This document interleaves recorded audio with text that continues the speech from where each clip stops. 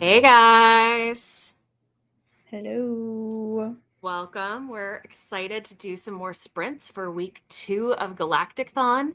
If you guys are participating, we would love to hear you shout out your team and what you're reading down below. So let us know, are you team AI? Are you team alien? Or one of those folks who just isn't here to represent today? So, and of course, what you're reading and what prompt it's for. So what are you reading, Jayla? So I'm still finishing a read from the last time we sprinted. That was the bonus prompt for I didn't know it at the time, but I had pulled out a bunch of options. Mm-hmm. Wait, no. Yeah, from when Christina Mo did theirs. I pulled out a bunch of options as like which one should I read? And Christine volunteered that I read Parasite. So Oh, I'm yeah. using that, her picking this book for me as a friend picks your next read or whatever. Wasn't So it supposed to be for a regular prompt at one point, though? no, it was just wait, what was it? No, it wasn't. Oh. I was just reading it because I'd gotten the audiobook and I was like, it's about time to read this book. But then she Mm. made it for a prompt, and so I'm using it for the bonus prompt for your friend picks your book. I have probably like 150-ish pages left of this, and I'm reading it with the audiobook, so I'll definitely go through it very quickly. But Yeah. then I was going to start for the phase 2 prompt for Team Alien. I was going to read The Deep, and Oh, yeah. Your outer space ocean. my which I'm gonna still thank you all for just like going with that, you know. But Oh, I as call you out on it, but I'm not going to say I no. it's exploration of a space, and therefore it fits the prompt. And You it's know, also I respect another the loophole. it's another pandemic slash like people are getting sick and humanity's in danger story. So I don't really know why that's so my vibe, but Yeah. I love me a pandemic story. Well, that's actually what I'm thinking about starting tonight. Because next week, the prompt that comes out on Sunday for Team AI is to read a prompt that to read a book that features a pandemic, a disease, or AI gone wrong. So something that's just Ooh. bad. So part of me wanted to reread a childhood favorite, 2001: A Space Odyssey, which is kind of the origin of AI gone wrong. HAL Mhm. 9000 is a terrifying experience the first time, and I haven't read this since I was in high school. So I kind of want to see how it holds up, and I'm a little scared it Okay, won't. when you said a childhood experience, I was like, "There's no way you read that as a like child." I was so confused, but I high I school think makes I read it in like 8th or ninth grade, damn. Okay, like I feel definitely like it's just like pre-driving. that's such an adult book to me. Like as a child, I I would never never told pick you that my up. story of the Hunchback of Notre Dame. No, what is your story of the Hunchback of Notre Dame? So I grew up in a small town. We didn't have a great library. We didn't have bookstores nearby, and so I would regularly run out of books on my shelves, and I would go to my parents' shelves, which were a lot of things like John Grisham and classics. So I was in the 4th grade. One day, my mom got a call from the school that I was inconsolable. They couldn't figure out if anybody had hurt me or was bullying me, but they couldn't get me to calm down. And my mom finally got me on the phone and got it out of me that I had taken their copy of the complete works of Victor Hugo and brought it to school with me, and I had finished The Hunchback of Notre Dame and was so sad about this French classic in the 4th grade that I was crying inconsolably Oh on the my playground. god. Yeah, that's So, okay. You're yes, that makes a lot of sense. That tracks for what you're so reading as a youngin. I had an early love affair with classics because that was what was available to me. But Wow. this is the first sci-fi book that wasn't like A Wrinkle in Time that I remember reading and loving, and this is what I claim started my love affair with sci-fi. Aw. And then the other book is also a classic sci-fi because this was written in the late 60s, and that's Andromeda Strain by Michael Crichton. Is this in the Jurassic Park series or is this a different No, no, oh. this was way before Jurassic Park because that was in the Oh. 90s. So this Wait, I thought is actually one of my oh. favorite bad sci-fi movies from the 70s is also Andromeda Strain. And this is about a town that suddenly everybody just dies and nobody can figure out why. So they send a bunch of epidemiologists and scientists and with the most advanced tech you could muster in 1968 to try to figure out what's going on. And the disease might not be terrestrial. It might not be from Earth. Ooh, but then everyone So I would vote for that one. And you said you never read that one, but you have read 2001. So. never read this one, though I do love Michael Crichton, but I've definitely read and loved this one. So I'm all for a reread, but I feel like since I'm more interested in the Strain one, that's got to be your pick. yeah, they definitely redid it in the like teens, 2010s, I want to say, on the Sci-Fi Channel, but the original movie is hilarious. It's so Ooh, bad. yeah, I gotta It's find so it. cheesy, like cheesy 70s. So I'm hoping that this is just as cheesy. In a nice old school mass market. Yeah, I respect that. I don't see a lot of people reading mass markets anymore, and I miss maybe that. got really excited because I was trying to get my hands on a mass market of this, and I went wild on thrift books with a Oh my bunch of god! mass markets. So you like mass markets? There are certain things I like mass markets in. I like a used mass market. I like an old, beat up, used mass market that somebody has already broken in for me. Fair. And I don't like reading new books on mass market. I like picking up older books in mass market. It feels like, Classic. yeah, it feels right. So these are all older books, like Carl Sagan's Contact, because I haven't read Oh that yeah. since I was in high school either. So Wow. yeah, so my stack of mass markets Well, there you go. it Did you do just a little came haul? in. You're spoiling. You could have made a whole haul for that. Oh, don't worry, there will be one. There's always You got, books coming into this you house. It's got a some content. problem. So we got some folks. Joe's here representing Team Pirates because there's none of them on screen. So Yeah, someone had to do it. Thanks for doing it, Joe.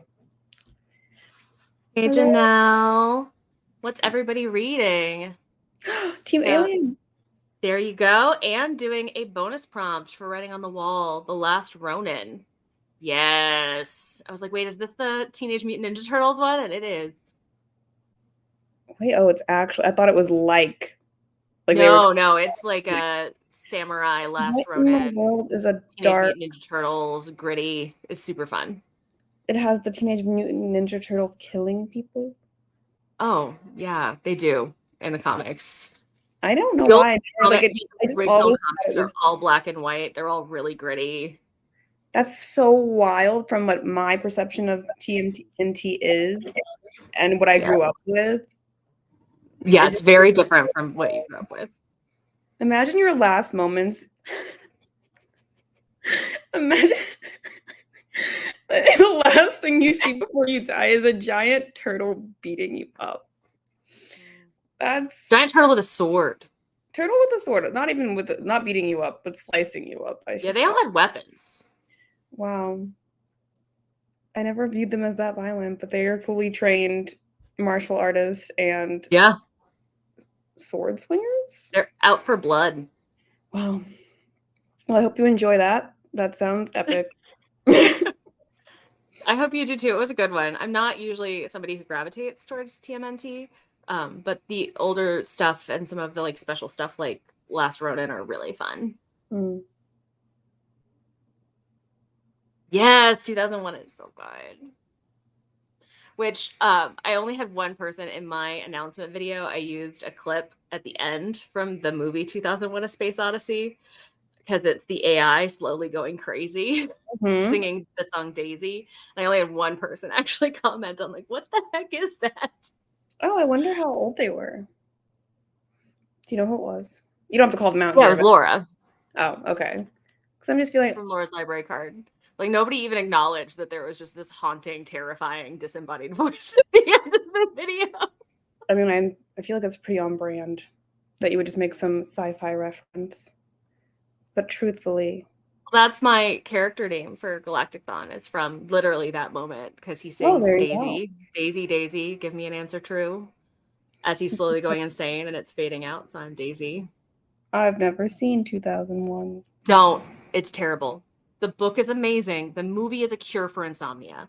It makes me so unreasonably angry. I am And for shocked. like weird anger, it also makes me hate Stanley Kubrick in total and everything he touched because he and Arthur C. Clarke were both working on their respective book and movie at the same time. And the book was supposed to come out and then the movie. But Stanley Kubrick and the production company shafted Arthur C. Clarke, the author, and released the film first without telling him it was going to happen, which therefore made his book a novelization of the movie.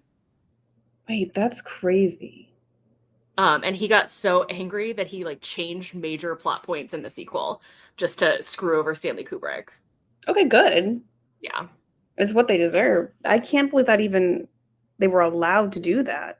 Yeah. It's a wild, wild west back in the day. Don't watch it's a terrible movie. That's crazy. I mean, but the first scene from Barbie came directly from 2001: A Space Odyssey. No, that reference is the only reference I get. Because everyone knows like that music and then like the very dramatic. I've seen that. But I was gonna say what clips or like stills I've seen of 2001, like stylistically, it's gorgeous. Oh, it's beautiful. I had no idea it was boring plot-wise, though. Nothing happens. Literally nothing happens. It's silent and still for 2 hours for no reason. Oh. But wasn't it like a blockbuster? Oh yeah, it was. I don't know how. I've tried rewatching it multiple times throughout my life, and I can't. I have to watch it at least once now. Yeah. Godspeed. Now I know. I mean, if I'm ever having a hard time sleeping, this is great. Yeah, I actually do that sometimes. I'll put it on. That's so funny. It's very good ambiance. It's just not plot heavy. Oh, speaking of, I like that little video you posted today, the spaceship ambiance. That was cool. Thanks. I've tried a few of them. This is the first time I've posted an ambiance video that I didn't lose like 3 subscribers on, so I was pretty proud of that moment. Oh. It sucks because you're doing things that are creative or new for you, and then not. Yeah. It's what interests me and what's fun for me, and or something that I would want to experience as a user. So. But that was a fun milestone to be like, oh, I didn't have like people flee the sinking ship. Cool. Thanks. Yes, success. Which is not a sinking ship. No. But no, I know it's really funny because it's like clockwork. I read so much for work, but I low-key, I don't want to diagnose myself with anything without seeing a medical professional. But my brain cannot, especially when I'm reading for work, because it's basically assigned reading, my brain cannot focus, especially also reading Word docs instead of reading real books. Mm-hmm. It just is so hard for me to focus. And the only thing that really helps is like ambient sound. It's usually like I'll watch hair washing videos and stuff, like hair cutting videos. But like those kinds of videos, the one that posted today, they're so helpful for me. Like if I'm reading a sci-fi and I just need to like just feel like I'm in it and not have anything else going on. So yeah, and sometimes I can do music like the one I posted today, but sometimes I can't. So I posted one, the start of Galactic-Thon, and that's the one I actually have queued up for our breaks. But sometimes I just need the noise and the vibes of things and not something active that's going to engage my brain, because same in an undiagnosed sense. Sometimes, yeah, also, okay, so both undiagnosed. Because we're girls and that's hard to get a diagnosis. Just girly things. Also pick up older mass markets. Yeah. There you go. I also pick them up from half price a lot. I enjoy like an author that I read in my childhood. I almost prefer to have them in a mass market. It feels right. Wow. Feels comfortable.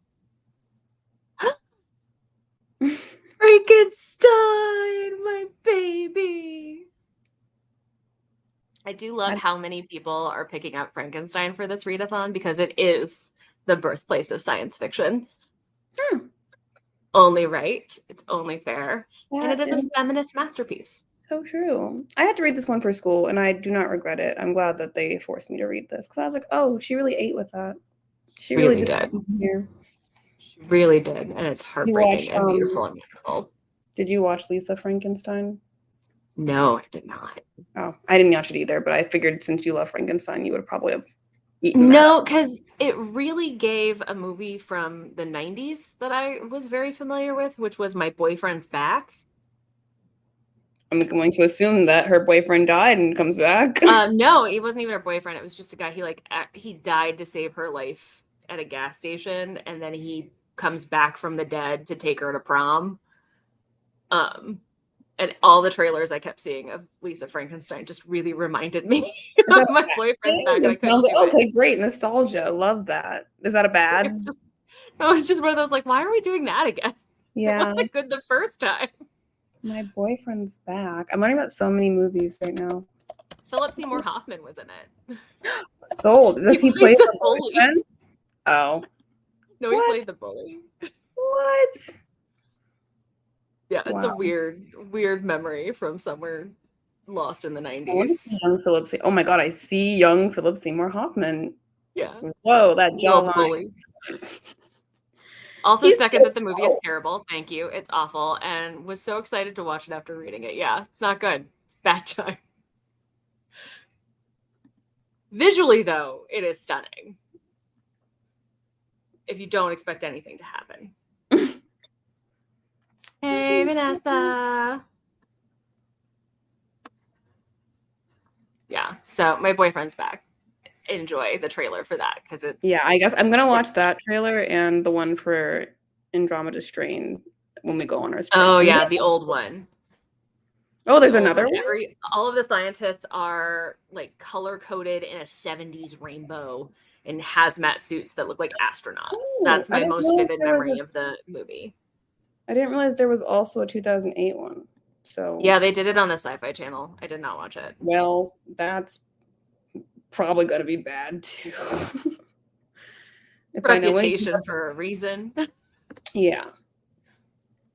Well, But I'm excited. I always love a Michael Crichton. May he rest in peace. wait, so have you But actually decided fair what warning the- for anybody who's never read a Michael Crichton, a lot of his come with graphs and charts and fun things. Wow. That's a map of the United States. Is it? Yeah. Is it after it's gone through something cataclysmic? Like here's Mexico, California, Nevada. That I understand, but then we get to the other. Oh wait, is that a separate thing? That's a separate thing. Okay, that's why I was like, that does not look like the United States. The second map has been weighted to account for wind and population factors and is consequently distorted. So it's the same map, just with different factors. Okay. Like Jurassic Park has charts in it. Yeah, no, I've never read Jurassic Park. Very different from the movie. Oh. Well, but like not in a bad way? No, not in a bad way. Not in a way that ruins the movie because you've read the book? No.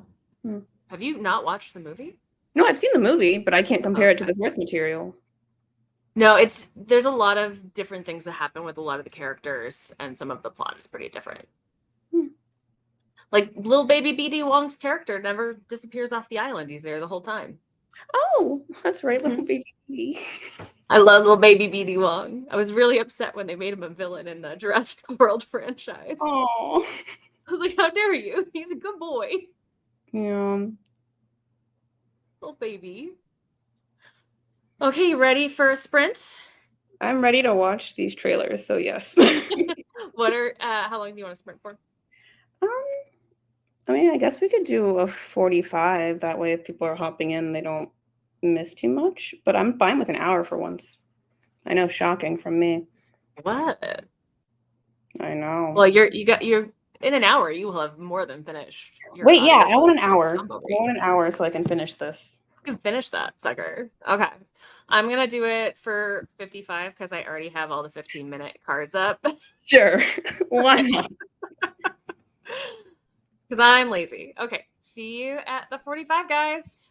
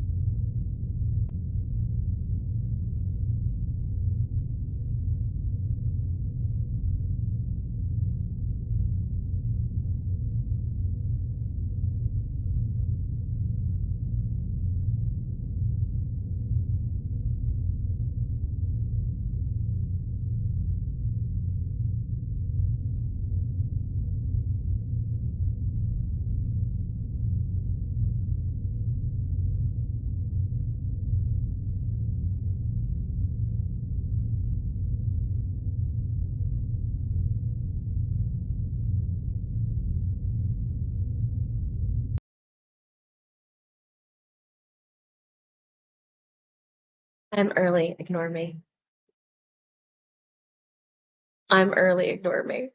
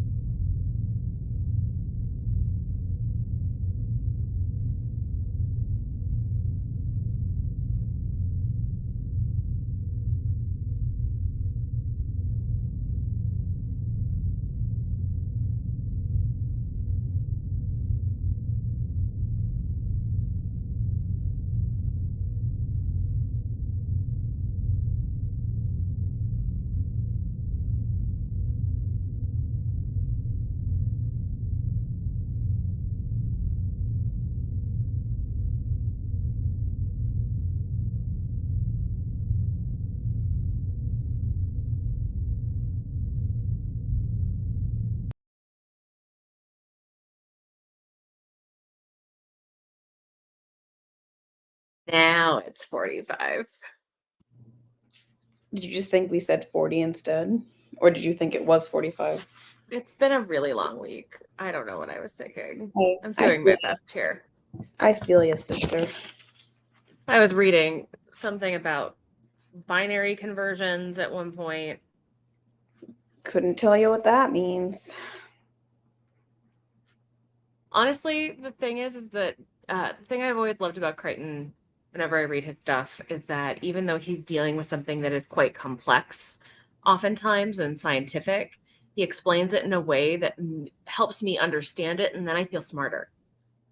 That's So I'm like, how I shouldn't understand this, but you made me understand it, and now I feel like a genius.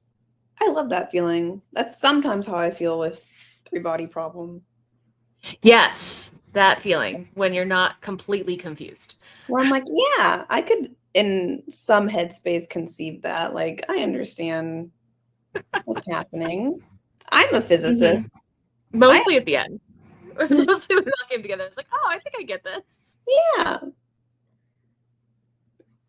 But I really Um, don't need a lot of like I don't know if you're different, but when I'm reading sci-fi, I truly don't care about like the scientific logic of it all. I will just buy into it immediately. Like time travel, I don't need an elaborate this is how it works and this is why we found some sort of loophole to do this. I'm just like, yeah, yeah. cool. Like I don't have to have it, but sometimes it's nice to have, even if it's not real. It gets you brownie points for sure if you can feasibly Yeah. explain how this thing is now possible. But yeah, I'm not gonna take points off just because something was like really far fetched.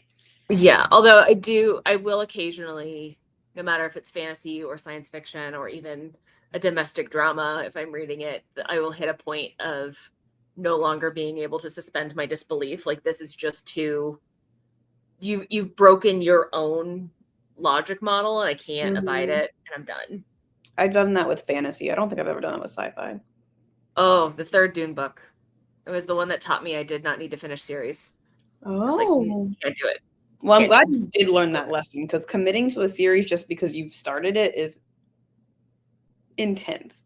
But Yeah. that's sad. I mean, I've heard that the third Dune book is the where shit hits the fan and it just like stops being I guess I don't want to say good. I don't know if it stops being good or if it just starts being Oh, very I never got further than that, but it definitely gets to a point where you're like, I don't know where you're going with this, and I can't continue on this road with you. Dune, the second movie. I read the first book before seeing the first movie, the new iterations, obviously. Mhm. Um, and Not the Peter McLaughlin half naked no, version. not that one. But I had no interest in reading further with the series because I found the first book to be very it was just a lot of talking and not a lot was happening. But Yeah, third book things happen, but oh good. it was definitely like pre-Kindle, and I remember getting to a moment where I was like, "Oh, I can't do this." And I was about to board a plane, and I closed the book and I put it in the seat next to me, and I got on the plane with no backup book and just raw dogged a flight to Boston. Man, that's how you know it's bad. Like, I can't do this. I thought you were gonna say I put it in the seat and then when I got up to leave the plane, I just left it there because that's how dumb I was. I No, thought I that left it before getting on the plane. I was like, can't do this. oh, I thought you were saying that you put it in the seat next to you on the plane. No, Like, I was like that's in so the funny. terminal You really about to just board. I left was not, it in the airport. no. You're like, let someone Yeah. else have that as their travel Yeah. companion. Hilariously, the same part that I stopped reading on is the same part my mother did too when she tried to read Dune. We had the Oh, same moment of like, nope. wow. Well, I want to get there. My point in bringing that up was that I read the first book, wasn't a huge fan, saw the second movie, and now I'm like, oh, well, now I'm back. Now I need to, like, I'm invested again and I want to know what happens next. But then I've heard that book three, well, I didn't really like book one as much as a lot of people. So I'm like, Book two is very different. in a good way, I hope. I would ask Christine because she's read it far more recently than I have. Because I read it again like when I was 17. As one So, does. and I'm an old lady. You're not an old lady. That was over 20 years ago. I'm an old lady because I realized that I graduated college. Oh my God.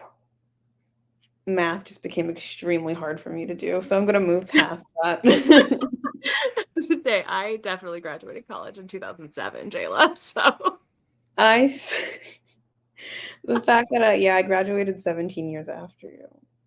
Wait, Mhm. no, Not I'm so bad 17. at math. I'm so bad at math. What year did you graduate? I don't want to say because then you'll get it before me and I just want to say it. Okay. I graduated 12 years after you. Jesus Christ. That makes sense. Yeah. Anyways, okay. Well, that is, I would read book two then. Well, and welcome, Nat. Hi. I got back from my book club, so I was like, yay, I'll join.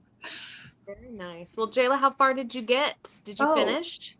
Sadly, no, but I have 30 pages left, so I'll definitely finish our next one. So what's going to be on deck after Parasite? I'm just gonna start the deep. Oh yeah. Your outer space. My outer. We could call it like an inner space. I don't know. I mean, I would say that well, I don't know how much like horror you read, but I was gonna say that's like you could go for like sci-fi horror, maybe make it work for like one of the other side prompts or something. I don't know, maybe let me go look at the bonus prompts again. So we really just don't. I mean, Liz was being very. No, I'm not going to tell you can't read it. But does your flow have a horror prompt in it? Mine does not, but that's why I'm trying to see like if the bonus prompts maybe apply or. I super wanted to put like a horror prompt in everything because I'm really feeling horror right now. Yeah, no, I just I gravitate so much more to horror, and it's so much more readable for me. So yeah, I wonder if there's the Alien Team has a prompt that's like a book that takes place mostly on a spaceship. Well, what if it's just like a sea ship? A submarine? A submarine. You're again assuming that the ocean is space. It is space. It's similar to space. It's equally as unexplored as space. Well, that is kind of true. I know, maybe not equally, but it is. It is mysterious. It's super This mysterious. was a really interesting little sci-fi horror novella. Ooh, look how skinny. We love your baby. I just finished him. That was what you were reading when we did sprints last week, right? I was gonna start it, but I didn't. How did you like it? It was good. It's definitely like weird and off-putting, but kind of funny, but also deeply depressing all at the same time.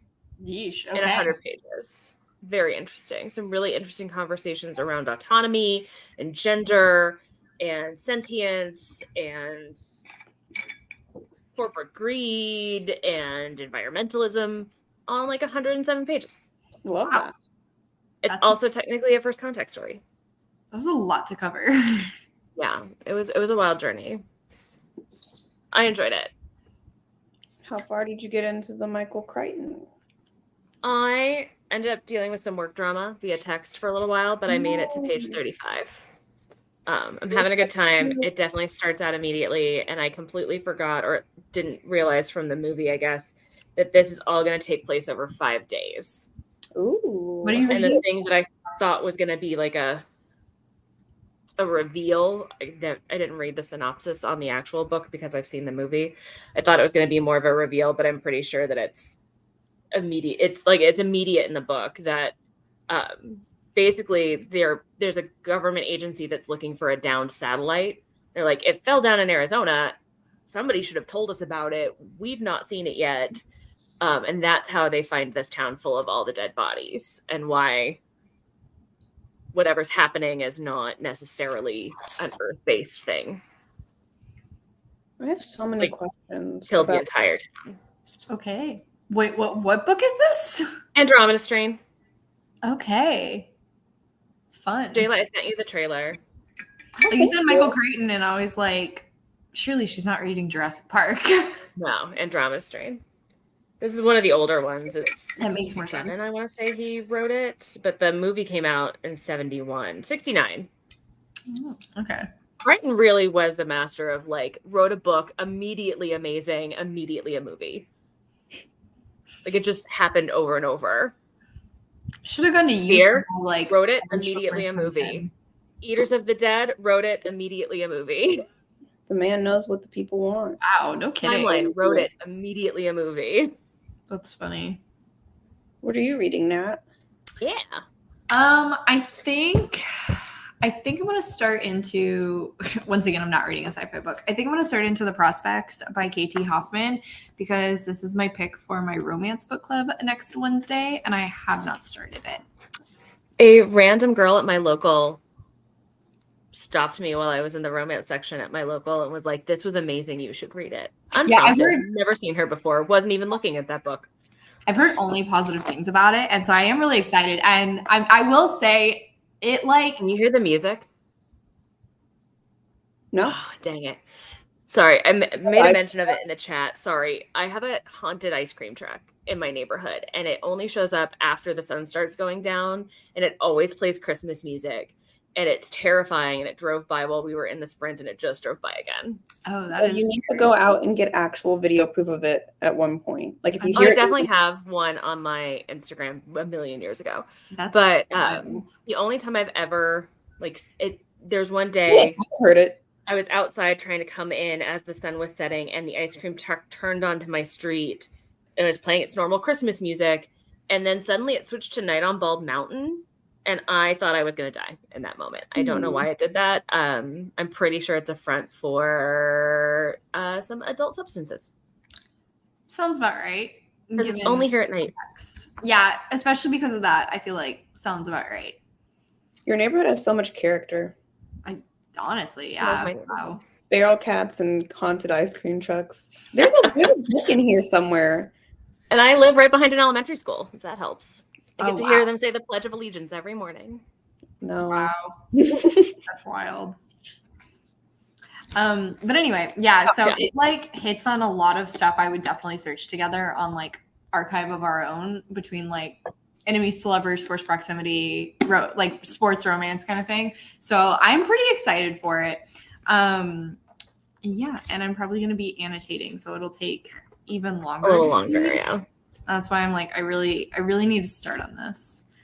But I'm also in the middle of a Star Wars book that I've been listening to on audio. So if I find myself like dozing, I might listen to that while I play a game on my phone or something.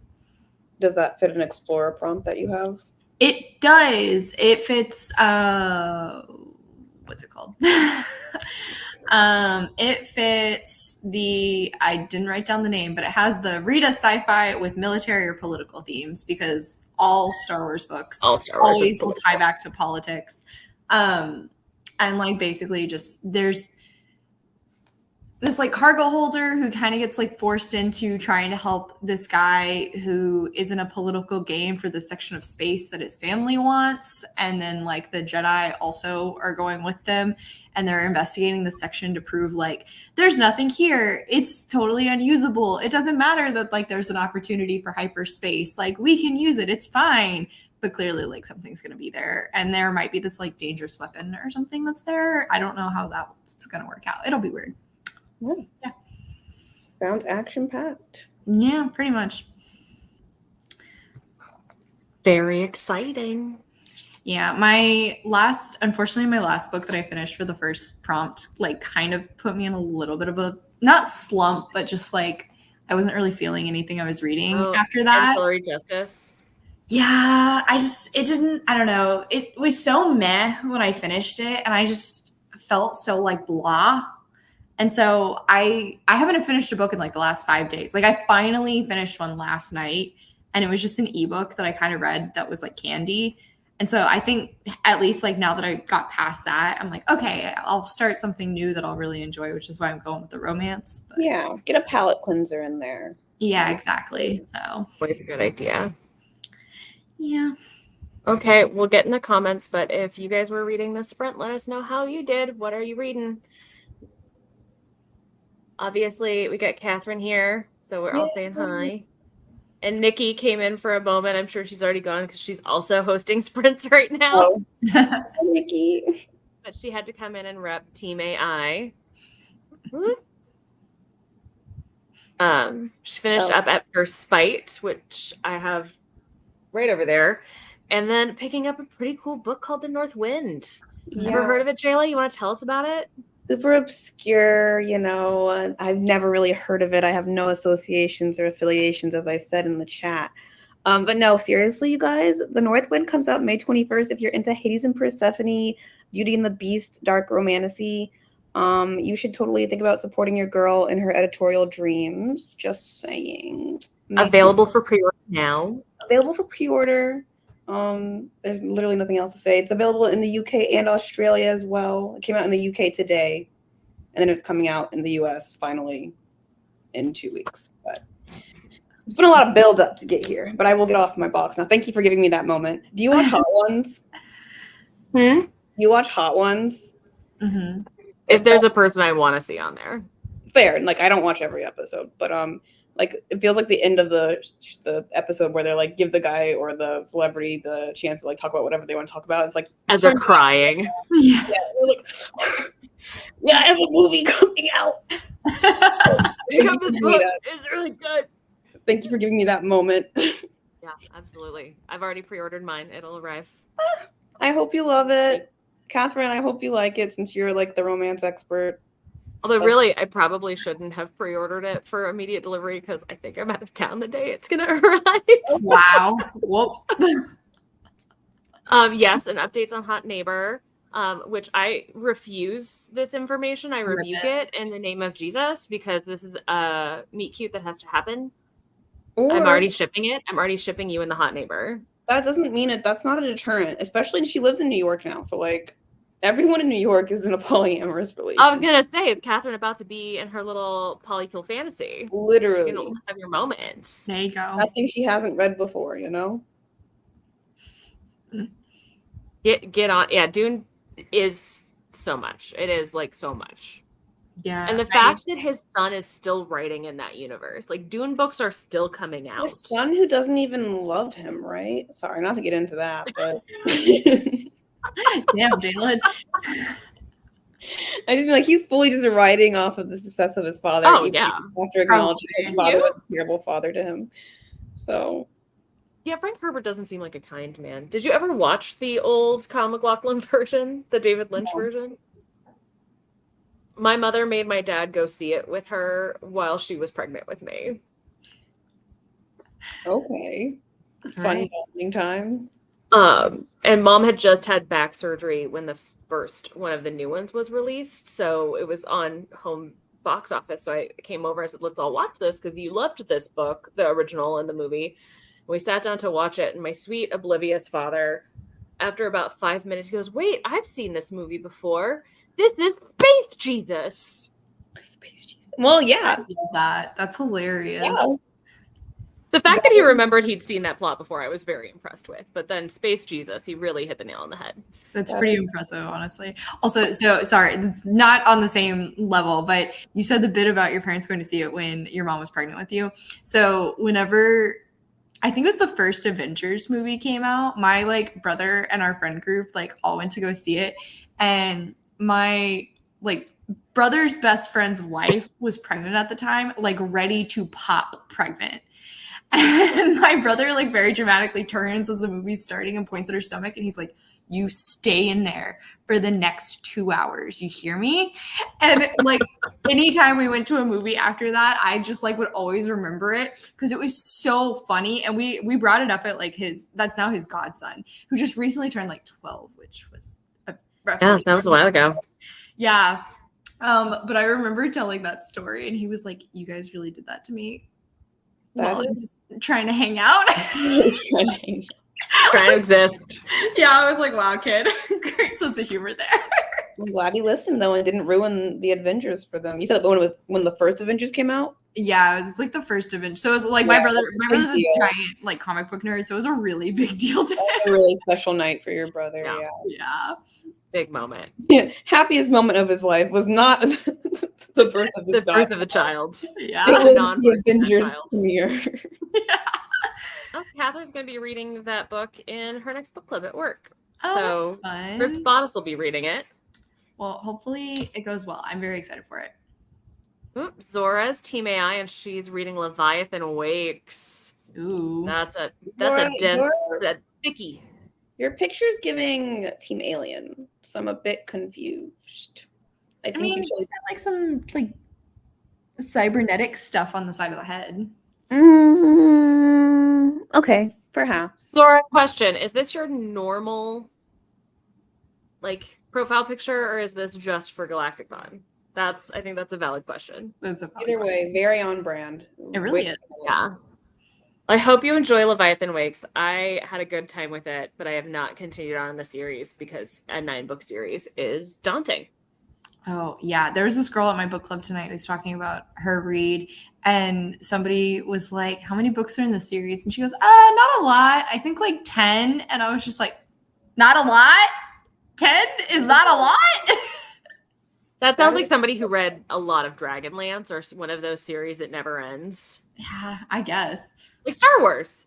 There's a bajillion books in Star Wars. That is true. That's why I'm only focusing on the canon ones right now. And even then, this is like, I'm reading 2 books a month and it's already going to take me like 3 or 4 years. And like much like I feel like with Catholic saints, every so often they'll cast out some canon books and then added new canon books. It's like, you're not a saint anymore, but you are. Yeah, pretty accurate, honestly. They have new ones like actively coming because I'm almost finished with the section I'm in right now. And then I saw that a new book's coming out in September. And I was just like, constant. I couldn't keep up. I tried to start Star Wars books when I was in high school, and I was like, I can't. It's really overwhelming. I think this is in reference to our encouraging recommendation. non-monogamy. Yeah, our recommendation of non-monogamy. Get your man. Zora has just changed it for the readathon, so this is Galactic-Thon centered. It's perfect. Emily's in the chat. She's going to try to join us. And when she does, we still won't have a rep from every team. No, we will not. Mo should be here. Team Pirate, understandably, is not present. 10 books. I top out a 5-book series, Shenanigans. You do not. Bergman Brothers. Oh, that's true. Yeah. That's longer than 5. It's not like 7 books. Oh. I didn't realize there were that many. I thought they were 7. But it's the last one. The 7th just came out and it was the last one. Yeah, I don't know. I feel like for that one, I could totally see that author writing some like additional novellas or something set in the universe of like family scenes and stuff. I would not complain about that. Yeah. I get that. That was me with the oh my god. Winston Brothers. There we go. There's like 7 traditional novels and then there's like one bind up of a bunch of short stories. Is Leviathan Wakes like, I mean, you haven't read the whole series, so I guess, or any of it. You've not read any of it, Liz? No, I read the first book. You read the first one. Okay. I read Leviathan Wakes. I was going to ask if the whole series follows the same core character or character group. I think it does. Because that's where I'm like, oh, I feel like I could do a really long series if it switches up.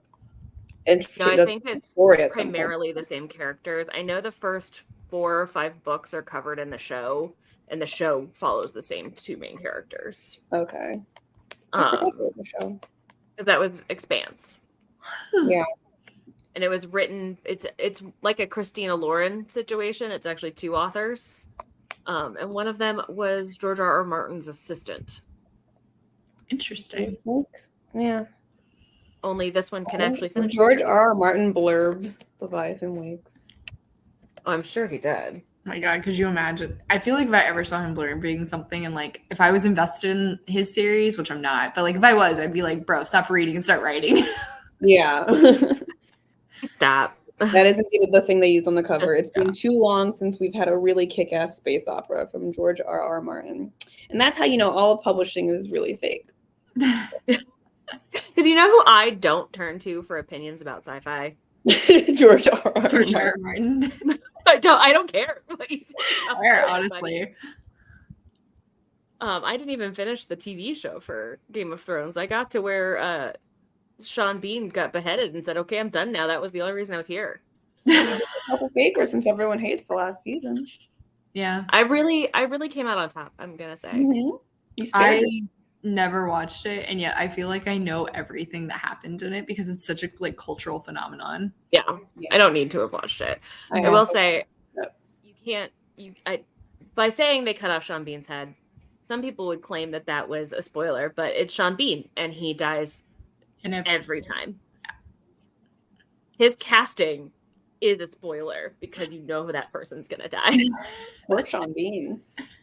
No, not poor Sean Bean. Sean Bean has not figured out that I love Sean Bean, but he has not figured out that he can sleep with somebody without marrying them. So he's got like 6 alimony payments, and that's why he makes such terrible movie decisions. Oh my god! Jesus, not even exposing his poor choices in life.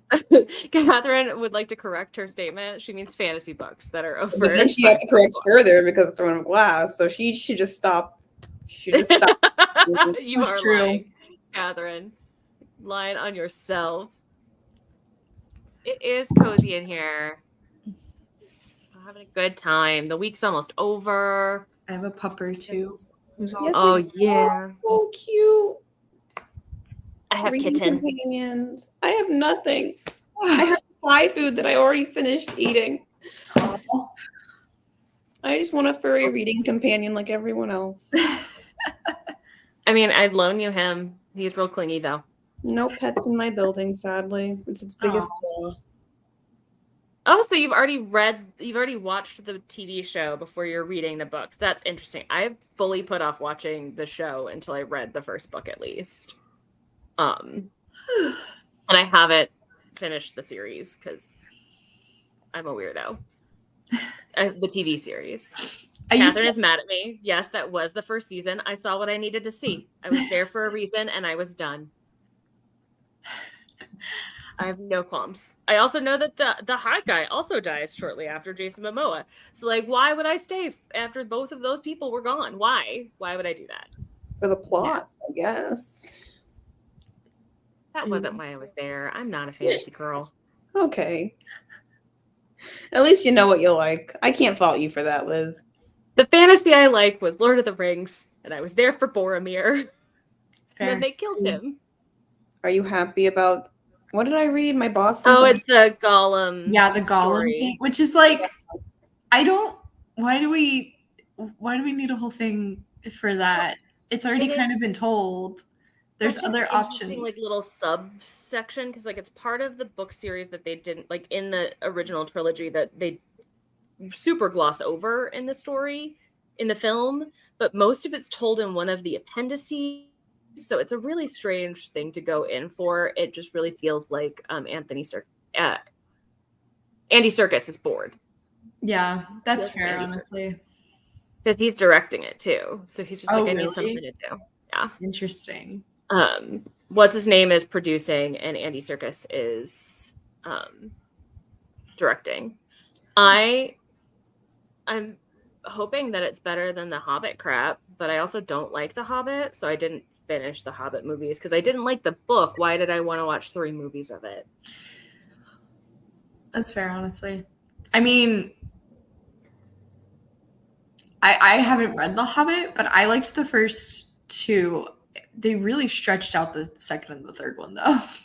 Catherine's freaking out in the chat. Yeah. It's really funny. I have emotional trauma tied to The Hobbit from both a really terrible English teacher, terrifying 70s cartoon. It's like I love The Lord of the Rings, but The Hobbit really rubs me the wrong way. And so having 3 movies of it, I just couldn't.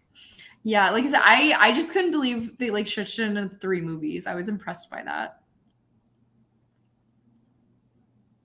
So Zora is slow going because she knows what happens. Yeah, but eventually you're gonna run out of stuff from the show. But this is also why I thought I couldn't read the Game of Thrones books when I at first attempted it, because the first book is exactly the first season, and it was really boring to try to read it after watching it. Emily says it took 27 years for me to find one person I was okay with marrying. I can't imagine 6. Oh my God, that's so true. I know so many people who like got married so fast out of high school, and Josh and I have been together like going on 8 years, and people are still always like flabbergasted that we're not engaged or married, and I'm like, we're cool. We don't really need to take the next step or anything. We're good with how we are. Thanks. Just chilling. Not Boromir. I love Boromir. Not as much Faramir. Book Faramir was pretty sick character. Liz, please. You're killing me. Y'all. Oh my God. The movies were rough, but the book still scarred me. It was also like, I'm not a big fan of the whole like, let's be on a journey where nothing happens. At least Lord of the Rings was a nice big journey where things kept happening. Have you ever seen Clerks 2? Yes. Do you know the scene where they're talking about Lord of the Rings? I don't remember it. I watched it exactly once the year it came out. Okay, well that's like one of my favorite movie series, but there's this whole bit where they're like, it's two guys arguing for Lord of the Rings and one guy arguing for Star Wars, and he's like, there's only one return, and it's not of the ring, it's of the Jedi. But he's like, you know what happened in those movies? They walked.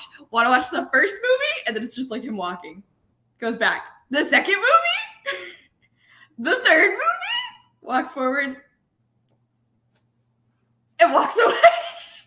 It's like a big journey. It's a journey the whole time. Yeah, like I like the Lord of the Rings movies movies and all sorts of stuff and fun yeah, stuff. I love those movies, but like that scene is all I can ever think when I'm like, give a simple synopsis of Lord of the Rings, and it's like that scene in my head.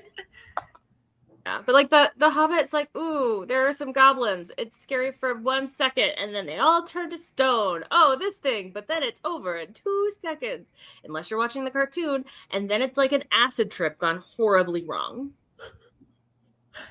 Haunting, that cartoon, absolutely haunting. Catherine would like to attest that things happen in The Hobbit, but that it's a children's book. It's basically a middle grade book. And I don't like middle grade books because I didn't read them when I was middle grade, except for The Hobbit. That's fair. I plan to read the whole series at some point. Probably not this year. Maybe next year it'll be a goal of mine. But I am curious. I'm thinking about rereading Lord of the Rings. I'm curious to see how The Hobbit goes because I too don't really ever read middle grade. Like the last middle grade I read was Percy Jackson. And I had a basis for that because like I read some of the series when I was younger. So like I was kind of like finally finishing it out versus now I just don't really ever read them. So and I mean, confession, because I didn't read Harry Potter until like in the last 10 years. Because every time I tried to read the first book, I was so horribly bored that I couldn't do it until I finally gave up and started at book 3. I was like, book 3 is when stuff starts happening. Like movie 3 is when stuff happens. So surely book 3 is when stuff will happen. Wow. That's funny. And it worked for me. So like. But then you didn't ever go back to book 1 and 2?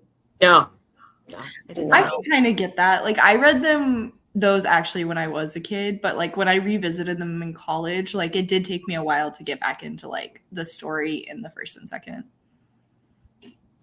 I've never read them, so I missed out on that. The Hobbit is definitely middle grade. I think we read it in like 7th or 8th grade, and it was a terrible teacher. She like literally made multiple of my friends and classmates cry. The Hobbit she was particularly kind of awful with, so I think a lot of my feelings about The Hobbit are really colored by her.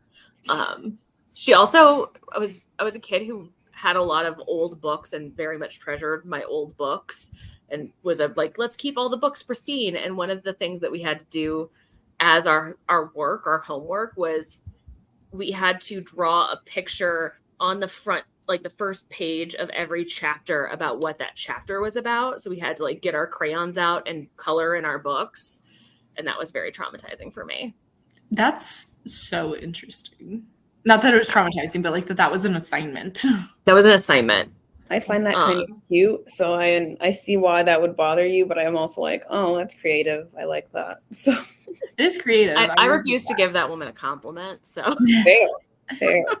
Like literally friends of mine from high school and my parents all still curse this woman's name. Like, screw you, Miss Brown. Like, you're the worst. You're the devil. Emily is like, giving up personal space and bathroom cabinet space is icky. I have an 1,100 square foot house. It's a tiny little mid-century like post-war thing, and I cannot fathom another human living in this house with me. If I cohabitated with somebody, I'd have to go somewhere else. I couldn't live in my house.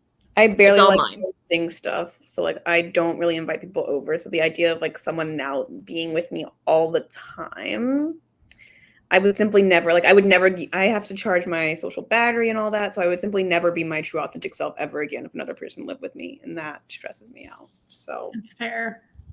A lot. I feel you. I'm sorry we're hurting your heart, Catherine. Yep, Hobbit is definitely middle grade. Yeah, Tolkien did write it for his grandchildren, almost like a bedtime story, and then he expanded it in Lord of the Rings. So really, Hobbit is a first draft at a universe. I didn't know that. That's really better over time. Yeah, oh yeah, it was like a children's story. It was all like allegorical and cute and fun. That sounds about right. But again, I live in a really cheap city and I am old. Yeah, it's rough. It'd be rough. But you have a balcony, which is nice. That's With a cute neighbor with a sexy neighbor. So who reads. yeah, that's the biggest thing. Honestly. Have you Wow, guys seen those shit. TikToks of people fake reading though? Or have you seen The guys reading feminist literature? yes, in guys cafes. reading feminist literature? Oh my god. I'm like, would I fall for that? Probably. If he was cute enough. That neighbor is probably just out there every day knowing that he's got a neighbor who likes books. And he's like, let me just hold up the one copy of something that I own just so that she notices me. So, Catherine, maybe he's baiting you and you should just lean into it. Go for it. There you go. Have some fun. The ice cream truck just came by playing Winter Wonderland, just so you know. It is so inappropriate. Why are you doing this? Always It's Christmas. nearly summer. It's literally It was 95 degrees today. Yeah, it was freaking hot. great for ice cream trucks. Yes, But- they made me write in my book. Not just write, they made me draw all over the words. Like, it's not like annotating. It's not like making little notes to no, yourself. It it's- was I just was fully coloring imagining- over everything. I was imagining if it's the chapter, the beginning of each chapter, you have all this space at the top. No, they wanted us to fill the whole page over all of the words. Oh, Okay, well, no, don't like that. That is not that I don't consent to. Absolutely not. That's ridiculous. No, no, The no. whole page. It was traumatizing. I also am not good at art, so it was extra traumatizing. Also, like, then you can't reread the book. That's Yeah, like what if I like it and I that's want dumb. to come back to it? Oh yeah. I don't even know where that copy ended up. I'm pretty sure I probably threw it away afterwards because I was so mad at her. Or it went to half price books. That's also a thing that happened a lot. Not if you're drawing in it though. Who wants that? I don't know, but my thrift books came with Hellstorm? Strom? Hellstrom? Hellstrom? Hellstrom. All I right. don't know what you mean. And it was signed by somebody with the initials LIH, which is so close to Liz. Why would they write on the line? Yeah, I why don't know. On But the I cover. think it's kind of interesting. And then one of the books I got, was it this one? One of them came with a my copy of Eaters of the Dead came with a $100 wine voucher Oh, we love those. That's fun. straight from a Zulily box. They're great bookmarks, so I totally get it. Oh, this one has somebody's full address in it. Oh, that's safe. Brett and Leanna Parrott from Arkansas. I dare you to reach out. Send them a Oh my letter. Just send me over. Are you Brett and Leanna? Do you still live at this country road? They live off of Hey, the I'm county road. Michael Crichton, and wait, is he dead? Yes, he's very dead. He died of cancer. Like, Well, He- stop! Why would you say that? Because I'm laughing. Like, I feel bad for laughing, but that was really funny.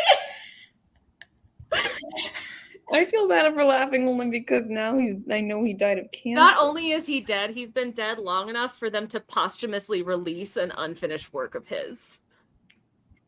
Yikes. Well, if, Like the estate's like, we could still make some money off of this. It was a good book. It was called Dragon Teeth. It was about the paleontology bone wars in the Black Hills of the United States. wow, didn't know that was a thing. Oh yeah, paleontologists were like going crazy trying to discover new dinosaurs in the Black Hills at the time, and they were like out for each other. They were out for blood, trying to get to the finds first, and like What a bribing fun- tribes to try to thwart other paleontologists, and like just causing a ruckus. So I support that. yeah. So Dragon Teeth like has one original character that you're following, but everybody else is based off of real people in the Bone Wars. Oh, that's cool. At least after he passed. I'm not sure why Catherine's laughing, but that's fine. I feel like It's we probably deserve to be about laughed at. he's baiting you. Oh, Just get go hooked. for it, Catherine. Yeah, No, I go think that for was it. what that was. Go for it. I am old. Agree. I'm like very old. No one needs to see my TikTok watch history. That's fair. Yeah, I wouldn't have guessed it was a studio. Is it mostly full of books? I'm sure, having seen her bookshelves. Yeah. Many books. It's all about the angles and how she shoots her space. I would never have guessed it was a studio. Yeah, he's very dead. Franklin's very dead. Well, then say that you're his son. My point was like, you reach out to them saying, hey, I got this copy of the book. Why do you hate me? Why did you hate it? And just like, Why did you pass this off? Why did you One sell ends it? up going to their child and they like died in some horrific car accident and he Oh just my had God. to get rid of some of their stuff. Why did your Like, brain you never know. Why did your brain go there? So dark. I'm sorry. People don't die. That's not a thing that happens. People very much die. I was going to say, Jayla, I think we need to talk. We actually even just lost a Lord of the Rings actor Yeah. in the last week. That's true. I very much call myself an immortal being a lot, so I don't know what this death thing is, but sounds like a bad time. You guys should figure it out. Yeah, I bet there's a sci-fi book about that. I'm sure many.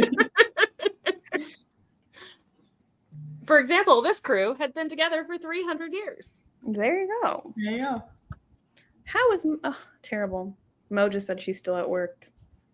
Mo. Griffith. And the fact that you were getting work Emily was texts gonna at join the us hour sometime. that you're at, absolutely unacceptable. Yeah. Agreed. But Jayla, the Australian. no. How old is my Okay. alien? How old is what? Catherine said I'm really leaning into the alien thing, and I'm trying to I don't know if I gave my alien an age, but I should consider that. Are we an immortal race? It doesn't matter. This is more for me than for anyone else. Yeah, but you can figure it out. You can add it to your backstory. Mm-hmm. When I draw my alien version of myself for one of our fun little bonus prompts, maybe I'll just make her really wrinkly. Ooh, that'll be a fun challenge. Like that old sea creature in SpongeBob who wanted chocolate. Yes. It was literally just, well, I guess she was a worm. I don't really know what she was supposed to be, but I think, she had no her appendages. daughter was a fish. I think she was Yeah. just really Where are her fins? She had no appendages or anything. Well, when you're as old as the Crypt Keeper, you're not going to maintain all your appendages. Man, that's rough. My grandfather died at 93 and he lost a whole finger. Oh, okay. I thought you were going to say he lost more than that. I did too. I was waiting for her to be like, yeah, he like didn't have an arm anymore. And by the end of his life, he has No, missing just a both finger. legs and an arm. Just a finger. Oh, just a finger. Well, how? Gout. Really bad gout. That's Oh, not funny. Yeah. nice. That's. Oh, he lived to torture people with it. Like he would shove the nub right in your face and not touch you with it, and just to irritate you. Like he lived to irritate people. What a fun man. I love that. He was a hoot. He was a hoot for sure. Not everyone's sense of humor, I would say, though. But No, but I feel like I come from two slightly dark humored families on both sides, and therefore I am a dark humored person. there you go. It's in the blood. It's meant to be. But like you gotta remember my deep Appalachian family had a history of sitting up with the dead. Like I attended a funeral where that happened. They don't do it as much anymore now that funeral homes are much bigger in those rural parts of Appalachia, but sitting up with the dead was a huge Appalachian I tradition. don't know what that phrase means. So in communities where you didn't really have an undertaker or a funeral home, like a place like a mortuary, oftentimes the undertaker would come to your home, prep the body, lay it out in the living room. People would come for visitation in your home, and then the next day you would take them to the cemetery. But the idea was it wasn't right to leave them alone overnight. So oftentimes the family would stay up all night with the body in the home, like in the parlor and the living room. You just hang out and tell stories, sit up with the dead. Interesting. No, that's not gonna be a thing that I ever do. It's very much a dying tradition. It's just like so casual to be talking over a dead body. That's just very interesting to me. But like, also, this is very like unnecessary, but like, have we gotten too separated from death in a physical sense because of the funeral industry in America, and how does that impact our grief? I think Because being able to be with that person gives you more time to physically grieve with that person. Have you read Caitlin Doughty's books? Yes. I was just gonna say, yeah, because that what you're talking about definitely sounded like stuff she hits on in her books that I find very interesting too. I'm surprised she hasn't talked about sitting up with the dead at all.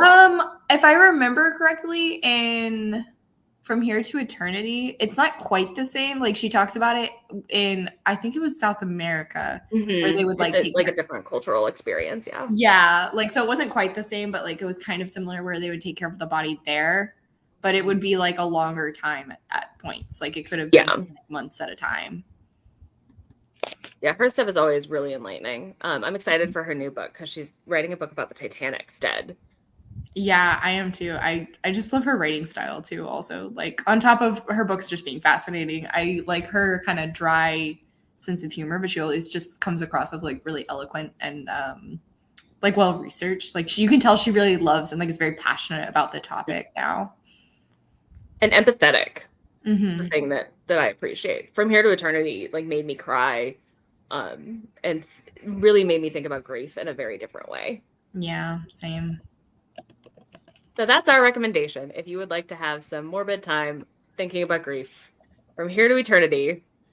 My kids said they gone dead instead of died. They think someone dies, they physically go somewhere to leave the earth. I like that. That's so cute. Like, wow, that's so precious. I like that a lot. Yeah. Oh no. And I'm going to be cremated, honestly, because my body dispensation method that I would prefer to have is not legal in the United States. So cremation it is. Is it where they plant a tree? Do you want to be? No, I want to be composted. Oh, okay.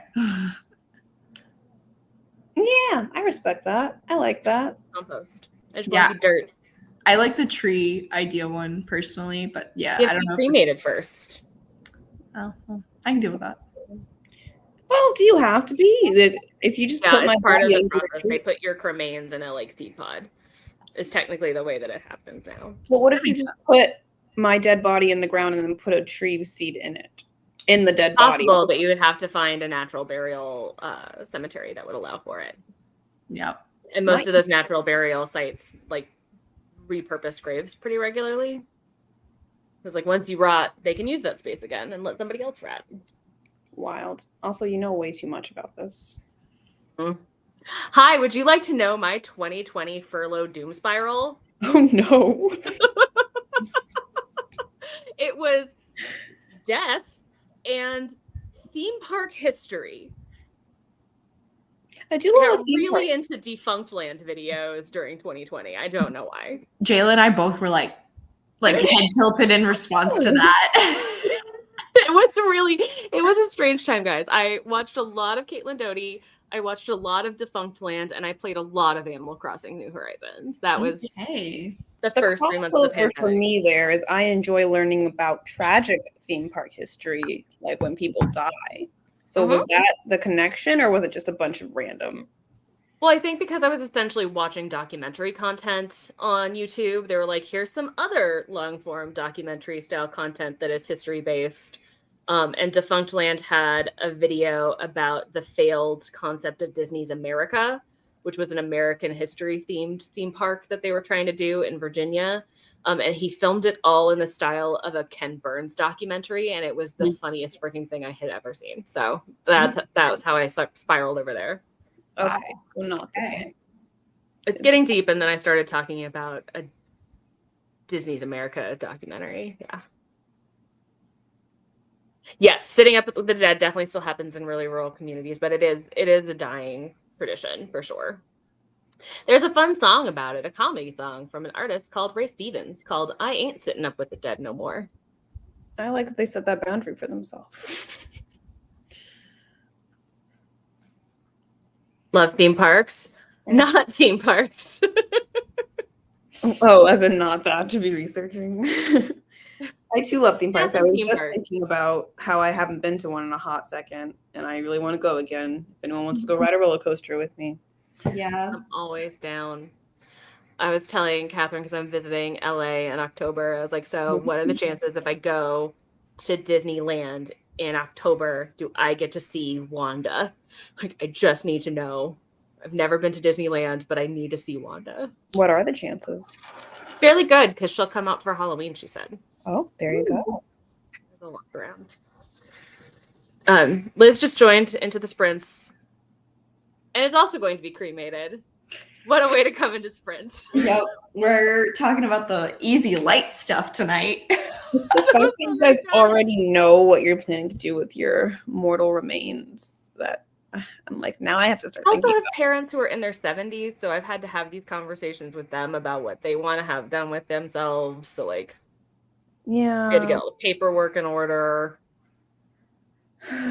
Well, The maybe pandemic was scary. I'll just go into the cryo freeze and like I won't die. I'll just wait. I'll wait for another time. I'll wait until they have the technology to like preserve me, and then I can be alive forever. But I have to figure out when the ideal time to like pause myself would be. Are you gonna do like your whole body, or are you gonna do like a Futurama? The idea of just being a head with maybe just your brain. Too soon? Too soon? No. Oh my god. No. Anyway, on that so hard. We should read again. Okay, let's catch up on comments and then we'll read. Jayla I'm just really plans not on going to dying. die. I think that's accurate. She will return to her home planet. There you go. Appropriate as an alien. I actually already started that process, or shall I say, I started talking about it with the parents. I just joined into their plot as easing this into the situation. Yeah. Okay. It's a hard conversation to start having because your parents also don't want to think about passing, but it's like I need to know what you want. Or else it's what I want, and then you're gonna haunt me. Yeah. Well, hey. Thankfully, I'm the youngest, so my dad had that conversation with my brother, and then my mom is an over planner, so I bet she already has that paperwork taken care of. I'm the youngest, but my brothers are dipshits, so I'm gonna deal with all of it. That's fair. Like, I'm the executor. I have to deal with all of it. This does not surprise me at all. See, the idea of that's too much to face in front of me. But the two guarantees in life are death and taxes. So amen. Nah, you can get out of both of those. Mostly the taxes one. Okay, any IRS get out of both of those. So if Jayla gets arrested for tax fraud, we know what happened. I did my taxes this year. I'm proud of you. With the I won't be elaborating further at this time. Oh my god, I work in the finance industry. I mean, I don't work for the IRS or anything, but that was funny. Okay. Well, on that note, we're gonna sprint. How long would we like to sprint for? It's just, I don't know. I feel like we talked for a long time, so probably an hour is a good. Yeah, that sounds good. So read till 40.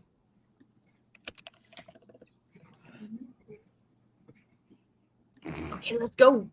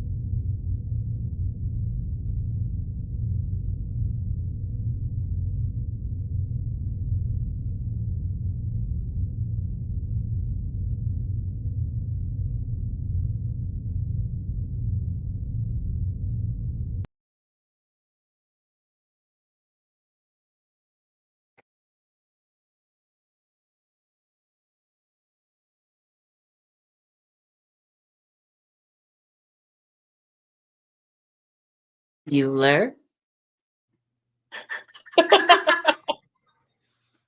I was ready. Oh my god, that's your name.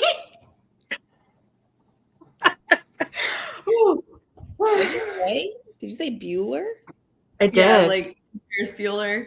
I The did get. I teachers. don't get it, but I understood what you were referring to. But I don't know why. In the movie, the teacher keeps calling Bueller, waiting for him to respond whenever he's like taking roll, and he never does. My psych teacher in high school would do that. Like if he asked a question to the class and nobody would answer, he would always do Bueller, anybody, Bueller, until somebody would answer him. It was Ben Stein with that real dry delivery. If you know who Ben Stein is, but he might be a relic of the 90s and early aughts. I do know who Ben Stein is. He's the eye drop commercials. He is the eye drop commercials. That's all I remember. That's all I know him You from. connected him to. He was also Win Ben Stein's Money Nope, don't know. on Comedy Central. There was a game show where you would literally do trivia to win his money. Oh, is he like really rich? Oh. Okay. Interesting. Nor is he particularly intelligent. He just looks like he is. So it was Yeah. a good thing. Oh. Oops. Well, everyone, let us know how you did in the chat. But welcome, Mo. What are you reading? You finished Children of Time? I did it, y'all. I read a book that was 600 pages. Proud of you. And now I've picked up a new book called Flow My Tears, the Policeman Said. What? Oh, Philip Dick. Oh, okay. So that's weird, probably. Yeah, it's about this talk show host who is very famous. He's got like 30 million fans. He's just, very popular. And he wakes up one day and nobody knows who he is. And he's supposed to like not even like the government knows who he is. Like he doesn't exist. And so he's on the run trying to figure. I don't know why he's on the run. He's on the run. Nobody knows who he is. I missed the sentence. In a society where lack of identification is a crime, he is now on the run. I see. So, yeah. Why can't he just go to the DMV and get a license, though? Because the government doesn't know who he is. There's no proof that he is a Like, person. yeah, they can't identify him to provide him the ID. I'm going to need He's spoilers like, what do you when you finish that, because I have so many questions, but no urge to read it myself. understood? I liked the other book he wrote, so I was like, I bought this a long time ago. Probably last year. But I don't know. Wasn't that the first movie night book club pick, too? Yeah, do androids dream of sleeping or Electric Sheep. oh yeah, thank you. I said do androids dream of Of sleeping? Yeah. sleeping. Also known as Blade Runner. Yeah, Blade Runner. Yeah. Yeah. That was a I good like that one. book. Yeah.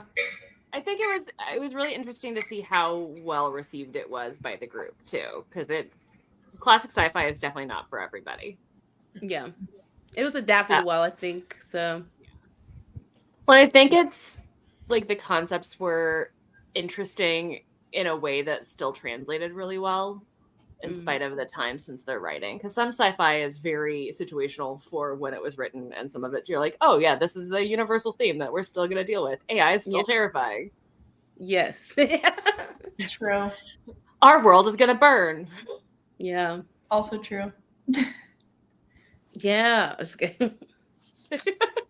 I might But are be you enjoying it so immortal, far, or did you but- just start it? Sorry. What'd you say? That was me. I was asking if you'd already started it and if you were enjoying it so far. Or I like just you started it and I read one page. Actually 2 pages. I turned the page. So Proud of you. I'm surprised you hopped on, so I'm glad to see your face. Yeah, I said I was gonna join. So Yeah, but you left work so late. I'd be I like, did. I really thought I was gonna be, home at like 5:30. I was like, wow, sunlight will be out. Hop on at like 5:55 at the latest. You got to do your bathroom run and everything. And then, nope. I was like, oh, what's going on? And then the clock just turned to 6:30, and I was like, I'll be done in no time. And the clock turned to 7:30, and I was like, I'm still at work.